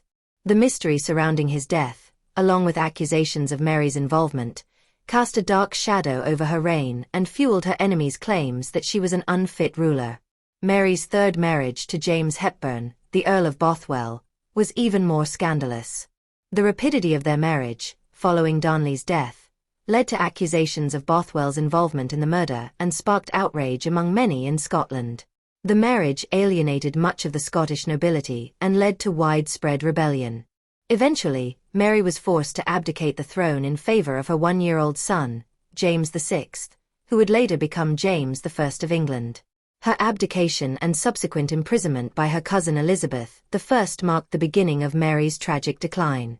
As a Catholic monarch with a legitimate claim to the English throne, Mary became a focal point for Catholic plots and uprisings against Elizabeth, making her a constant source of political instability. Mary's imprisonment was marked by a series of failed escape attempts and plots to free her. Elizabeth, despite her personal animosity towards Mary, knew that executing her would spark even greater political and religious turmoil. Instead, Mary was kept in confinement for nearly 19 years. During this time, her supporters continued to conspire on her behalf, and her cause was championed by European Catholic powers, most notably Philip II of Spain. Several assassination attempts against Elizabeth, as well as plots to place Mary on the English throne, were uncovered during her imprisonment. The most famous of these was the Babington Plot of 1586, in which Catholic conspirators sought to assassinate Elizabeth and place Mary on the English throne.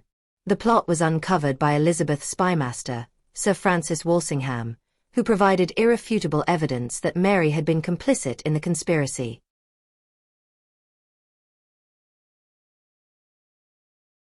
The discovery of the Babington Plot provided Elizabeth with the justification she needed to take action against Mary.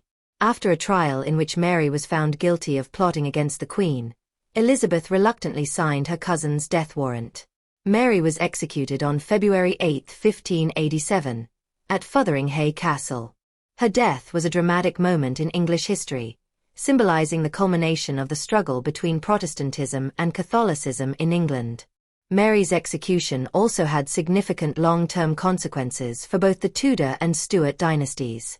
For Elizabeth, Mary's death eliminated a key Catholic rival, but it also left her with a legacy of cruelty and suspicion. For the Stuarts, the execution of Mary served as a rallying cry for their supporters, and her son, James VI of Scotland, would eventually succeed Elizabeth as James I of England, uniting the crowns of England and Scotland. Mary's legacy in both Elizabethan and Stuart politics is complex. In the eyes of Catholic Europe, she was a martyr and a symbol of the Catholic cause. Her death sparked an outpouring of sympathy among Catholics, and she became a figurehead for those who sought to restore Catholicism to England. In contrast, in Protestant England, Mary's execution was seen as a necessary step to protect the throne from the threat of Catholic rebellion. Her death allowed Elizabeth to consolidate her power, but it also served as a reminder of the dangers posed by Mary's claim to the throne. In contrast to Elizabeth I, Mary's political skill and character were often seen as lacking. Elizabeth, who ruled England for nearly 45 years, was known for her shrewd political acumen, her ability to maintain control over the court, and her success in navigating the religious and political crises of her time. Elizabeth was a master of image and propaganda, using her virginity and her status as the Virgin Queen to solidify her authority and her position as the symbol of English unity. She was able to control factionalism at court, play rival factions against each other, and maintain a delicate balance between competing interests. Her ability to survive and thrive in a male-dominated world of politics was unmatched. Mary, by contrast, was often portrayed as impulsive and unable to maintain control over her own court. Her marriages and personal scandals weakened her position both in Scotland and in England, and her inability to navigate the political landscape ultimately led to her downfall. Her relationship with her cousin Elizabeth was one of tension, as Elizabeth, in many ways, represented everything that Mary was not: politically astute, Protestant, and capable of maintaining a strong, independent rule. Where Elizabeth was able to maintain a delicate balance between image and politics, Mary was unable to avoid the personal and political pitfalls that dogged her reign. Her lack of political skill, combined with her controversial marriages and her failure to solidify support among the nobility, left her vulnerable to both internal and external threats. Ultimately, Mary's legacy is one of tragedy. As a woman who had the potential to be a powerful ruler, she was unable to overcome the political and personal obstacles that stood in her way. Her death at the hands of her cousin Elizabeth was a turning point in English history, but it also marked the end of the Tudor dynasty's direct connection to Scotland. Mary's son, James VI of Scotland, would eventually inherit the English throne, but his reign would usher in the Stuart dynasty, which faced its own challenges in uniting England and Scotland and navigating the complex religious and political landscape of the 17th century. Mary's life and death remain a poignant reminder of the dangers of ambition, the complexities of royal bloodlines, and the often brutal realities of Tudor politics. Her story, filled with love, betrayal, ambition, and tragedy, continues to captivate historians and the public, highlighting the fragile nature of power and the heavy cost of royal rivalry. Lady Jane Grey, the 9 Days Queen. Lady Jane Grey, often referred to as the 9 Days Queen, was one of the most tragic figures in Tudor history. Her short-lived reign, lasting just 9 days, was the result of political intrigue, religious fervor, and personal tragedy. Born in 1537, Jane was the great-granddaughter of Henry VII through his daughter Mary Tudor. She was a cousin of both Queen Mary I and Elizabeth I, placing her in the heart of the political and dynastic struggles that defined the period. Despite her royal bloodline, Jane's life was shaped by the ambitions of others, and her reign was a brief and bitter chapter in the story of the Tudor dynasty. Raised in an atmosphere that emphasized education and learning, Jane was given an exceptional humanist education. Her tutors included some of the finest scholars of the time, and she became well-versed in classical languages, literature, and philosophy. Her intellectual prowess was widely recognized, and she became a symbol of Protestant ideals, admired for her devout commitment to the Reformation. Jane's education and religious beliefs were an integral part of her identity, and they would later shape her actions during the political crisis that unfolded in 1553. As a Protestant, Jane was seen as a potential figurehead for those seeking to prevent the return of Catholicism under the reign of her cousin, Mary I, whose strong Catholic convictions made her a controversial figure in the eyes of many Protestants. However, despite her intellect and religious convictions, Jane was ultimately a pawn in a larger game of political power.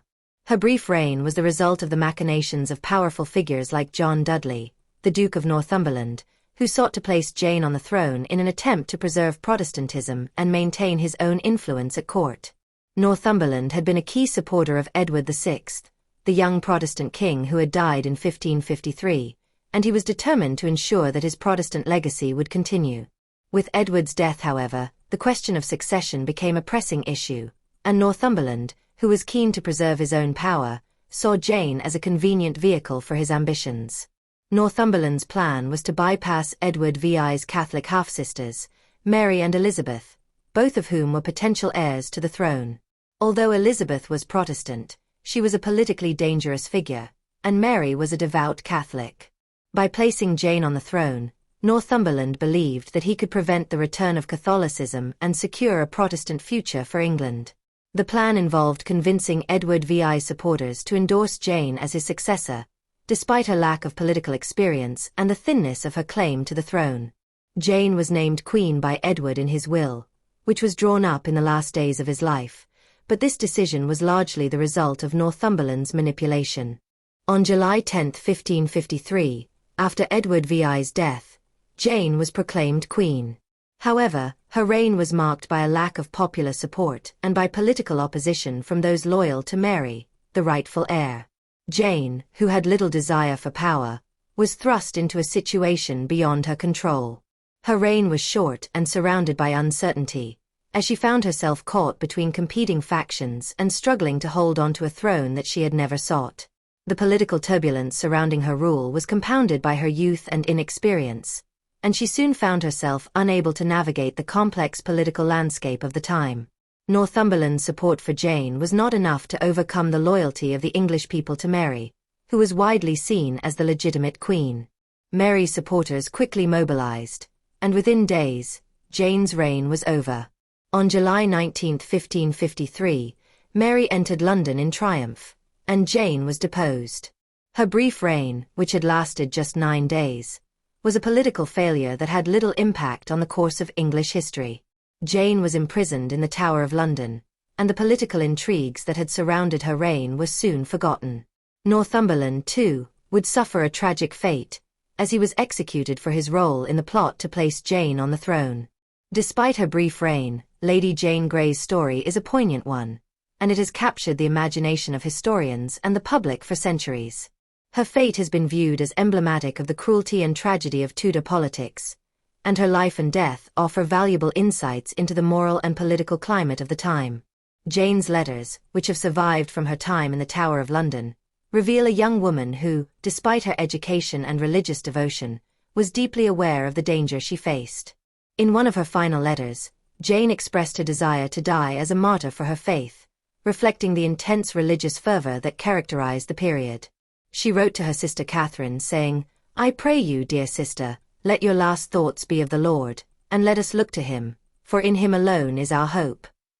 Jane's final words, as she ascended the scaffold to face her execution, were a testament to her character and her deep commitment to her faith. When asked if she had any final words, Jane replied, "I die a true woman of the Church of England, expressing her unwavering loyalty to the Protestant faith. Her martyrdom, although politically insignificant in the long term, became a symbol of the dangers faced by Protestants during the reign of Mary I. Her death was a reminder of the religious conflicts that defined the era, and it marked the tragic end of a young woman who had been caught in the crossfire of political and religious ambition. Lady Jane Grey's tragic end, along with the circumstances surrounding her brief reign, paints a vivid picture of the ruthlessness of Tudor politics. Her life was shaped by forces beyond her control, and she was ultimately sacrificed by those who had placed their hopes and ambitions in her. Jane's legacy, however, endures, as her story serves as a cautionary tale about the dangers of political manipulation and the personal toll that power struggles can take on individuals. Her letters, her final words, and her execution offer a window into the moral and religious struggles of the time. They reveal a young woman who, despite her youth and inexperience, remained resolute in her faith and her beliefs. Lady Jane Grey's life and death also highlight the precarious position of women in the Tudor court, where political power and religious allegiance often intersected with personal ambition and betrayal. Her tragic fate, though a brief chapter in the larger history of the period, serves as a powerful reminder of the complexities of power, religion, and personal tragedy in the turbulent world of Tudor England. Tudor noblewomen and court ladies. The power behind the scenes. Tudor noblewomen and court ladies held significant, yet often understated power within the Tudor court. Though women like Elizabeth I and Mary I were the most visible and politically powerful figures of their time, many other women exercised substantial influence behind the scenes, shaping the direction of court life, politics, and culture. These women, often from noble families, were not just confined to their domestic roles. They played vital parts in maintaining the political fabric of the Tudor dynasty. Noblewomen's roles at court often centered around their influence as ladies-in-waiting, patrons of arts and letters, and strategic players in the marriage market. Ladies-in-waiting, who served as companions, confidants, and attendants to the Queen, wielded considerable influence despite their ostensibly subordinate roles. They were in a position to influence royal decisions, gather intelligence, and advise the Queen on various matters, all while maintaining a close relationship with the Queen. By virtue of their proximity to the Queen and their social standing, many of these women gained a voice in court politics and became key players in the power dynamics at court. They were often involved in discussions about potential marriages, alliances, and the succession, and in many cases, their actions affected the course of Tudor history. Bess of Hardwicke is one of the most notable examples of a Tudor noblewoman who wielded significant power behind the scenes.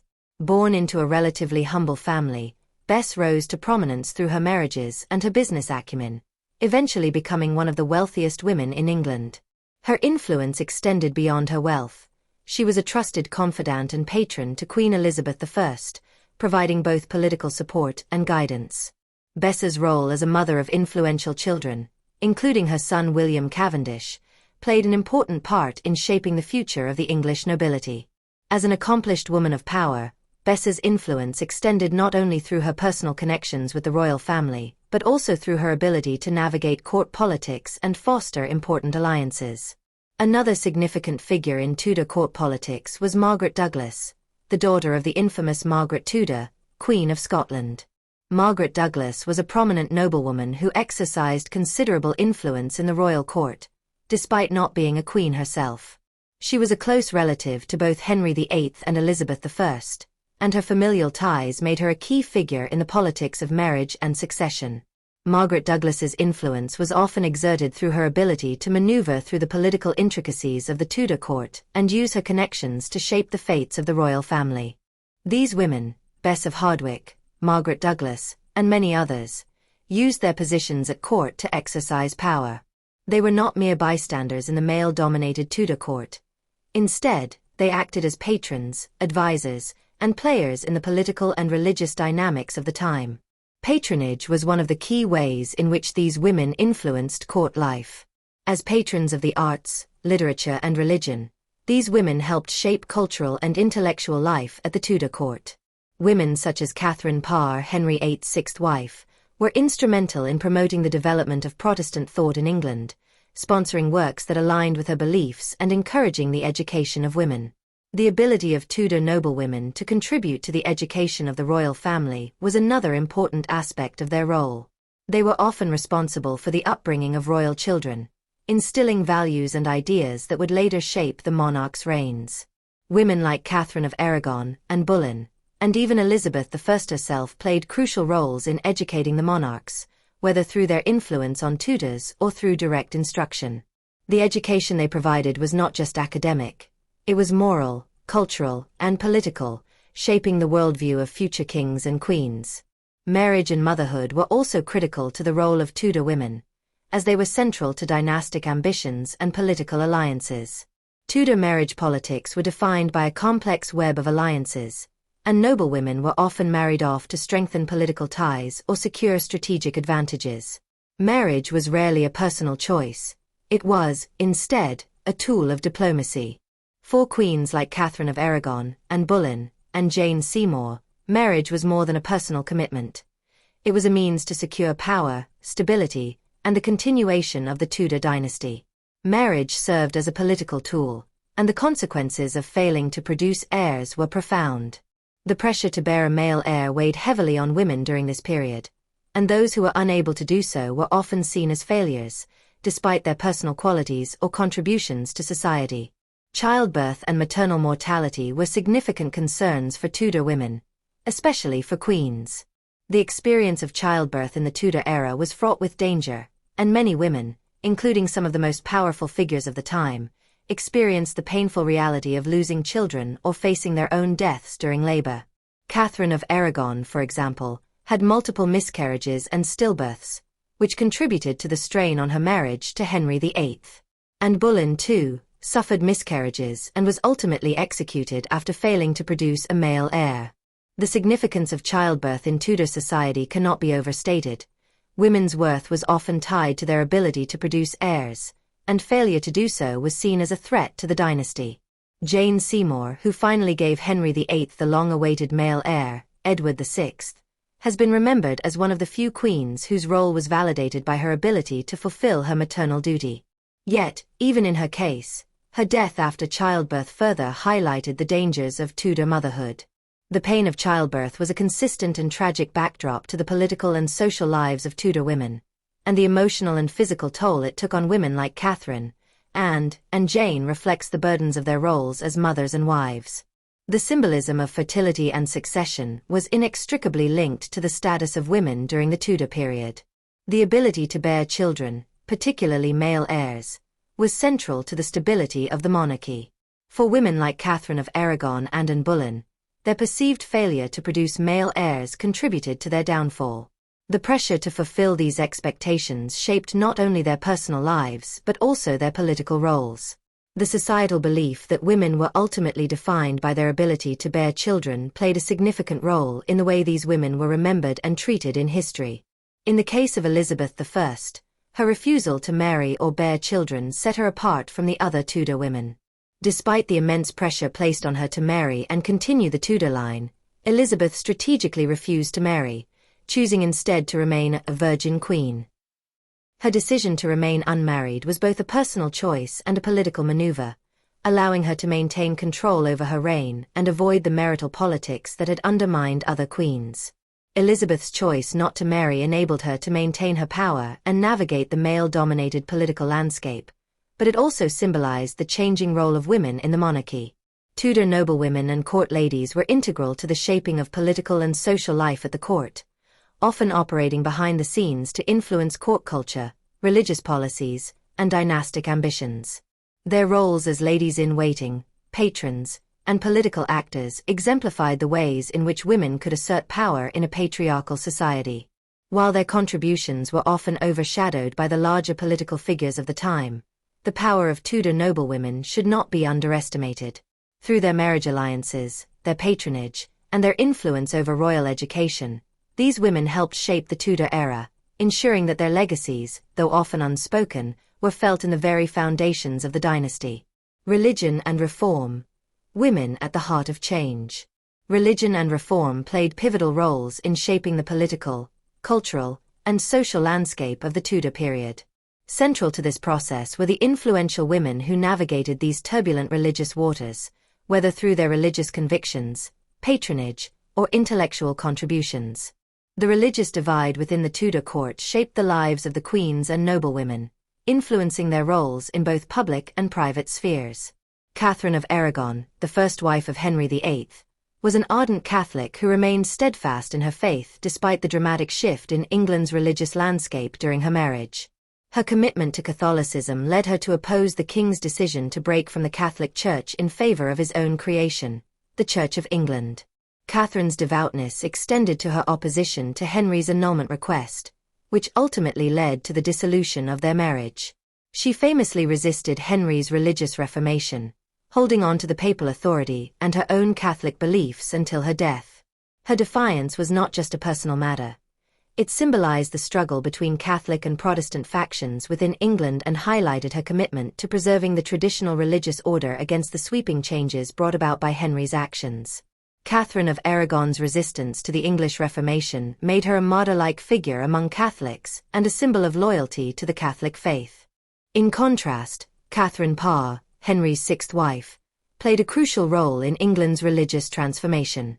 While Henry VIII initially retained Catholic practices, by the time of Catherine Parr's marriage to him, England was deeply entrenched in Protestantism, a religion that had been further established by the work of Henry's successors. Catherine Parr was a devout Protestant and played an active part in the Reform movement. As a well-educated woman, she was able to influence Henry's religious policies and supported the Protestant cause, aligning herself with leading Protestant figures. She was known for her intellectual pursuits, including translating religious texts into English, making them accessible to a broader audience. Catherine Parr's writings, especially her theological works, helped lay the groundwork for the Protestant Reformation in England, contributing to the transformation of religious and intellectual life in the country. Anne Boleyn, another pivotal queen in the Tudor period, was a major figure in the English Reformation, not only as the catalyst for Henry VIII's split from the Catholic Church but also as an active proponent of Protestantism. She was instrumental in promoting Protestant ideals and was closely connected to reformers like William Tyndale and Thomas Cranmer. Anne's influence extended to the spreading of Protestant literature, which was crucial in spreading the Reformation in England. She encouraged the circulation of Protestant texts, which challenged the authority of the Catholic Church and supported the development of a distinctly English Protestantism. Anne's support for the Protestant cause was, in part, a reason for her downfall. Her marriage to Henry VIII and subsequent execution were closely tied to the religious politics of the time, as her religious beliefs clashed with the changing political and religious landscape at the Tudor court. Mary I, the daughter of Henry VIII and Catherine of Aragon, sought to reverse the religious reforms that had taken place during her father's reign. Upon her accession to the throne, she embarked on a campaign to restore Catholicism in England. Known as Bloody Mary for her execution of Protestant reformers, Mary I's reign was marked by intense religious persecution. She married Philip II of Spain, a staunch Catholic, further solidifying her commitment to restoring Catholicism as the national religion. Mary's reign, however, was short-lived, and the religious policies she implemented were later overturned by her half-sister, Elizabeth I, who re-established Protestantism in England. Mary's commitment to Catholicism and the brutality of her religious policies left a legacy of division and turmoil, though her actions were a reflection of her deep personal convictions and her determination to restore what she saw as the true faith. Elizabeth I, Mary's sister, represented a more moderate approach to religion. Having inherited the throne after Mary's death, Elizabeth sought to unify England by establishing a religious settlement that was more inclusive and less oppressive than the policies of her sister. The Elizabethan religious settlement, enacted in the 1550s, sought to balance Catholic and Protestant factions, ensuring that both groups had a place within the Church of England. While Elizabeth I remained Protestant, her religious policies were pragmatic rather than strictly ideological. She focused on stability and peace, seeking to avoid the kind of religious turmoil that had plagued her sister's reign.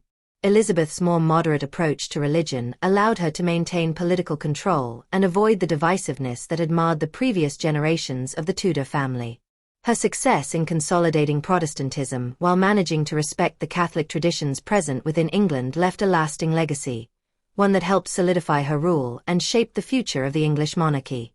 As queens, both Catherine Parr and Elizabeth I played significant roles as patrons of religious institutions and authors.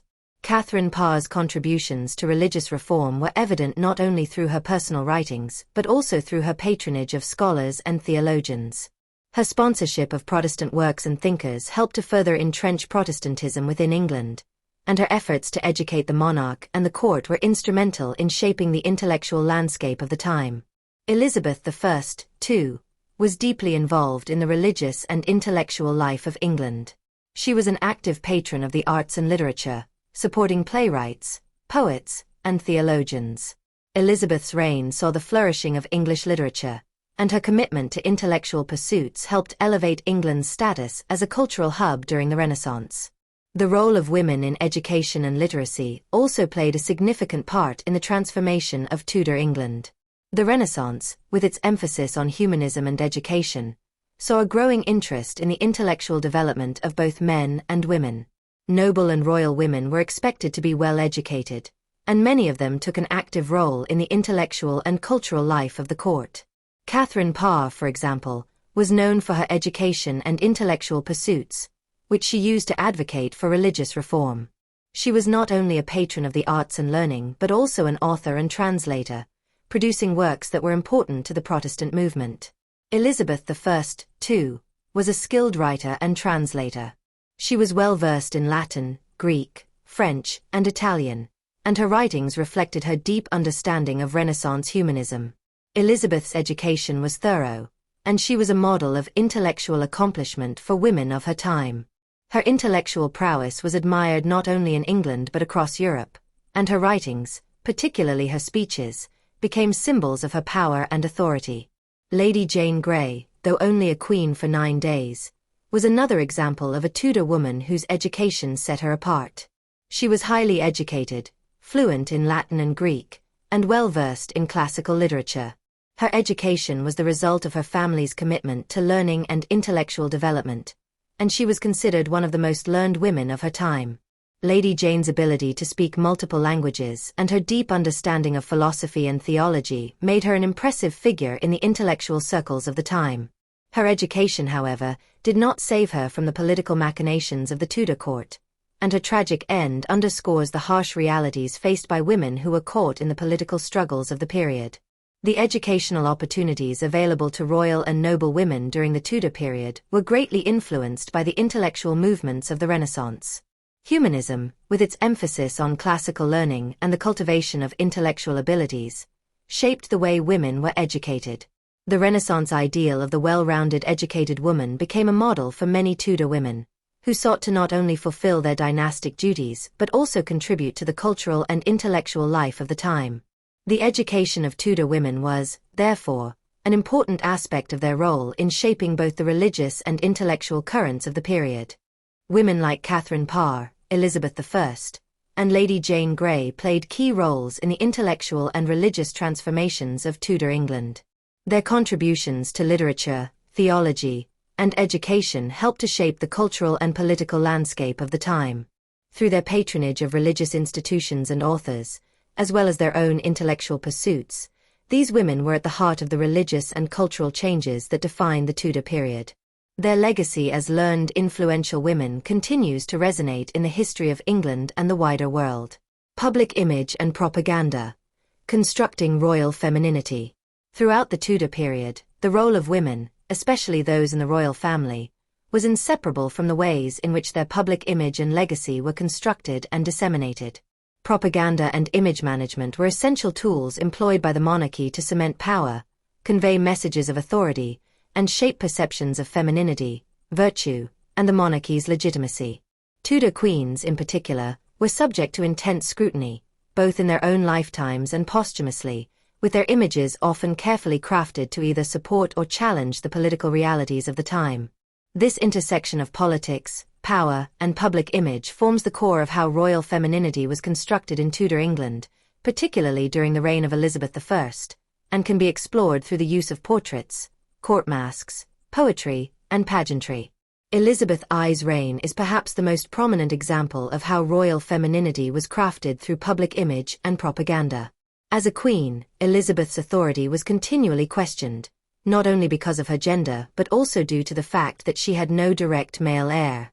Her survival in power and her ability to wield authority was deeply linked to the ways in which she projected herself to the public, both as a monarch and a woman.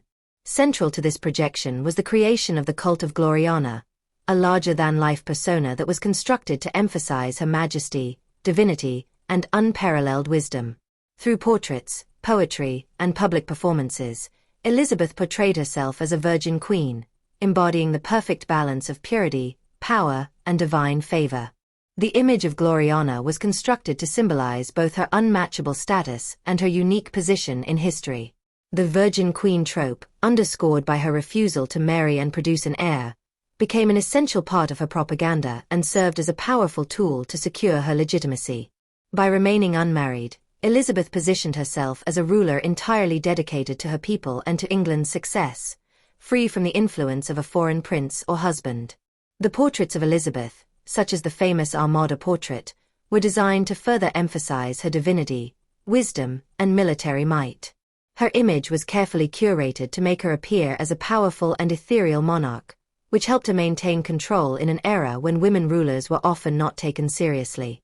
In contrast, Anne Boleyn and Catherine of Aragon were subject to very different portrayals in the public eye, shaped by the political dynamics of their respective reigns. Both women's public images were closely linked to their roles in Henry VIII's quest for a male heir and his religious reform, which led to the monumental break from Rome and the creation of the Church of England. Catherine of Aragon, the first wife of Henry VIII, was depicted as a pious, steadfast, and noble queen, but her image was also carefully crafted to emphasize her tragic downfall. Catherine's refusal to accept the annulment of her marriage to Henry became a central part of her identity, with her image as a devoted and wronged queen helping to solidify her popularity among Catholics. Her iconography, such as portraits and her position in religious texts, often emphasized her virtue and faithfulness, contrasting with the later portrayal of Anne Boleyn. Anne Boleyn's public image, on the other hand, was deliberately constructed by her political enemies in the aftermath of her fall from favor. Once celebrated as Henry's second wife and the mother of Elizabeth I, and was ultimately framed as a seductress, a woman who used her charms to manipulate Henry VIII. After her execution, the image of Anne was largely shaped by her enemies and her tragic death.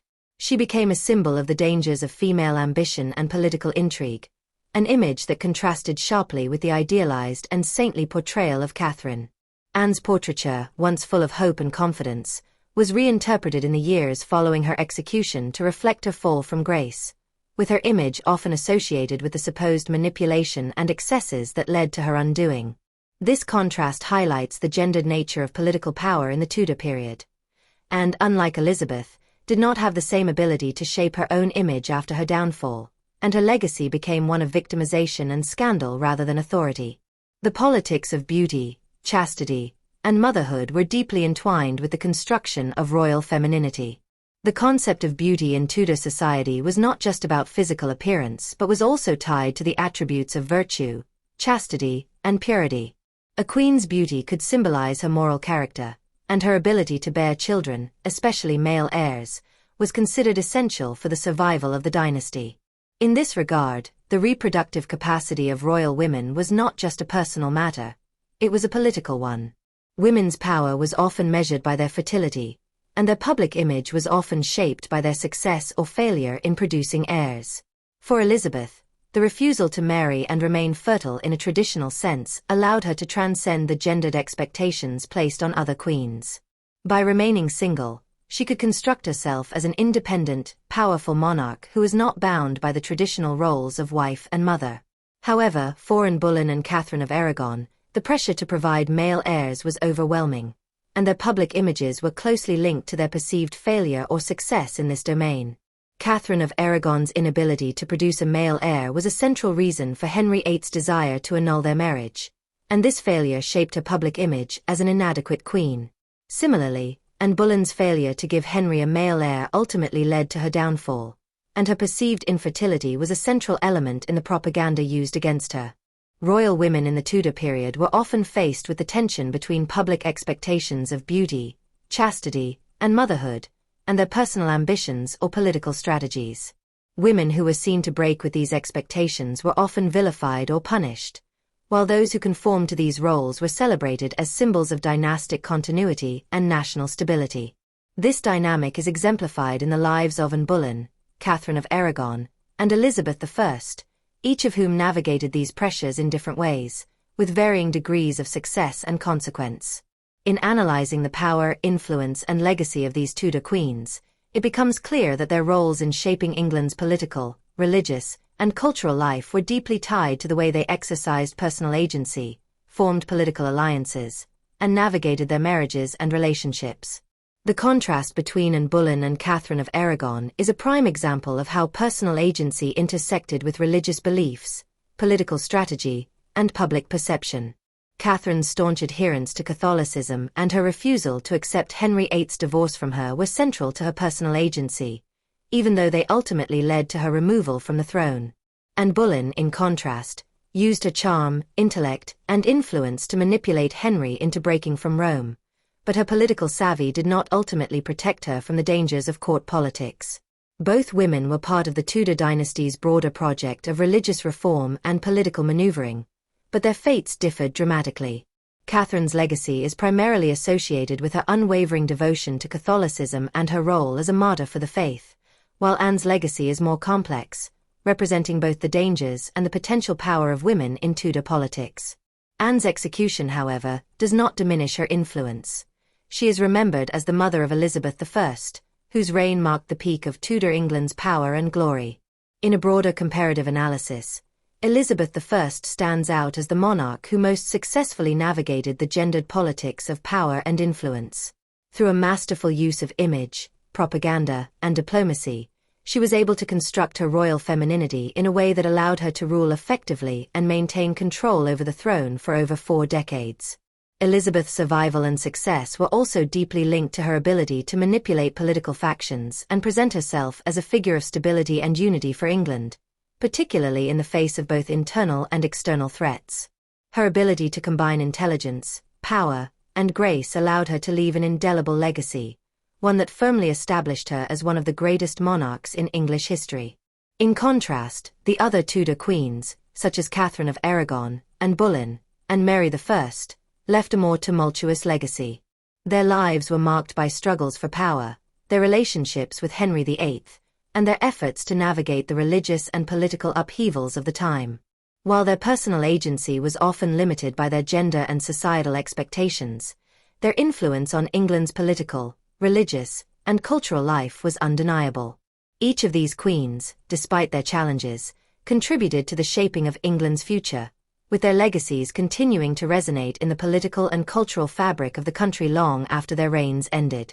The Tudors, as both monarchs and women, had a complex relationship with power, navigating the constraints of gender, the expectations of motherhood, and the demands of political survival.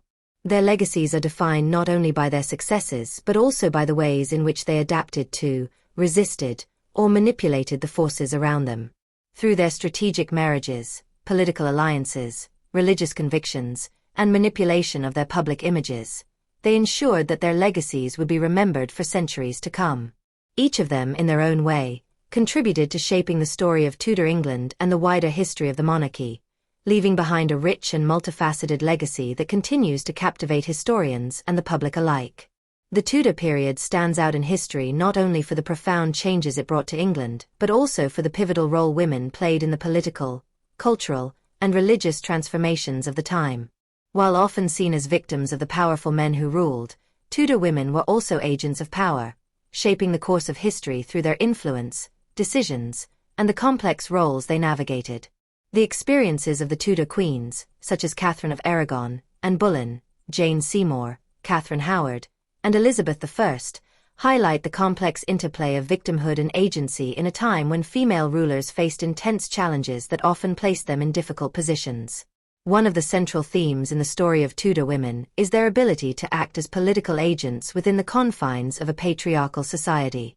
For many of these women, marriage was not just a personal matter but a political tool, often used to form alliances, secure power, or maintain the stability of the monarchy. Queen Catherine of Aragon, for example, played a key role in the early years of her marriage to Henry VIII, upholding Catholic traditions and becoming a symbol of royal legitimacy.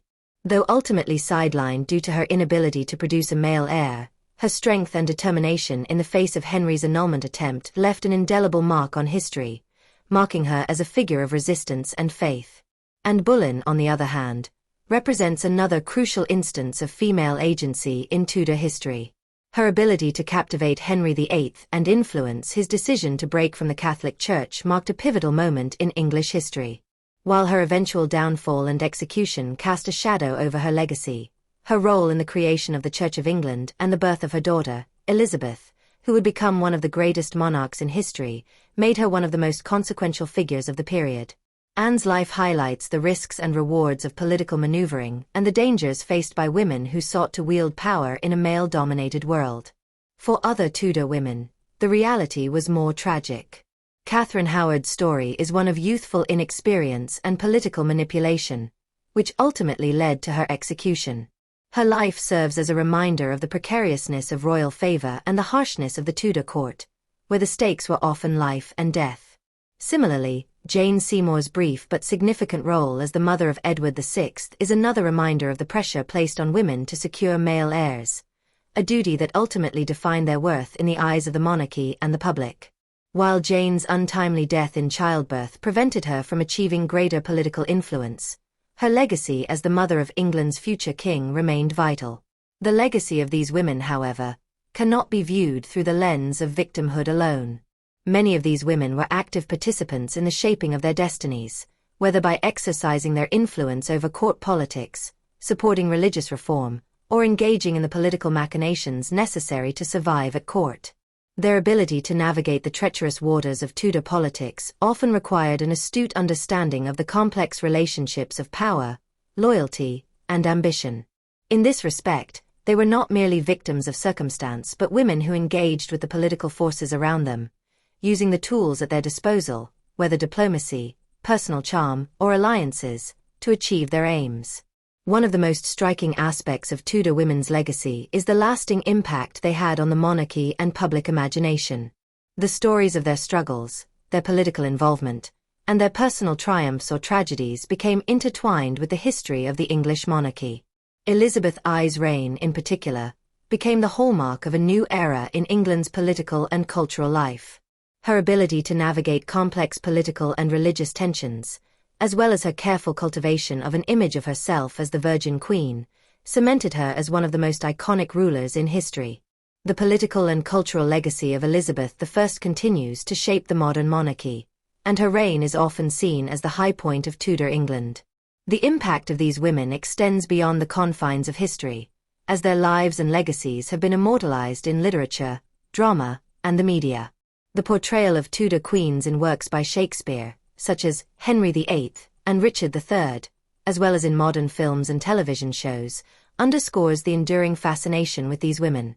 From the tragic depiction of Anne Boleyn in popular media to the celebrated image of Elizabeth I in works of historical fiction, the Tudor women have become cultural symbols of both power and vulnerability.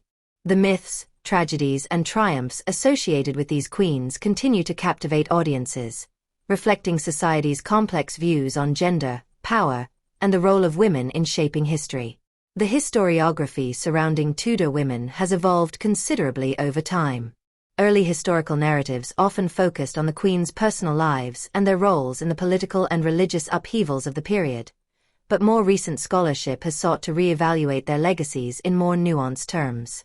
Scholars have increasingly recognized the agency of these women, acknowledging their roles not just as pawns in the political machinations of their husbands or fathers, but as active participants in the shaping of English society. Feminist historians have especially contributed to the re-evaluation of the lives of Tudor women, arguing that their influence has often been underestimated or oversimplified in traditional historical accounts. Yet, while Tudor women exercised considerable influence, their gender often meant that their power was not fully recognized or respected in the same way as that of their male counterparts.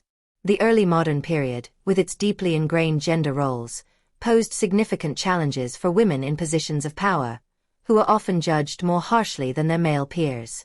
The constant pressure to produce heirs, the need to maintain political alliances through marriage, and the rigid expectations of motherhood and femininity meant that Tudor women were often seen through a narrow and gendered lens. Their achievements were frequently overshadowed by their perceived failures, such as their inability to meet the expectations of producing male heirs or securing political stability. The reflection on gender and rule in the early modern period reveals a complex dynamic. While Tudor women were often constrained by societal expectations, their ability to survive and thrive within this system speaks to their resilience and strategic thinking. The personal agency displayed by queens like Elizabeth I, Anne Boleyn, and Catherine of Aragon challenges traditional assumptions about women's roles in history and opens up new avenues for understanding the exercise of power in a time when women were expected to defer to male authority. The Tudor women left behind a legacy that continues to inform our understanding of gender and power. Their lives provide a lens through which to examine the evolving relationship between women and the state, the intersection of personal agency and political strategy, and the ways in which public image and propaganda could be used to construct power. While many of them were constrained by the gendered politics of their time, their stories reveal a great deal about the ways in which women have navigated the complexities of power, influence, and legacy in history. Their lives are not just lessons in tragedy but also in resilience, agency, and the complex intersection of gender and political authority.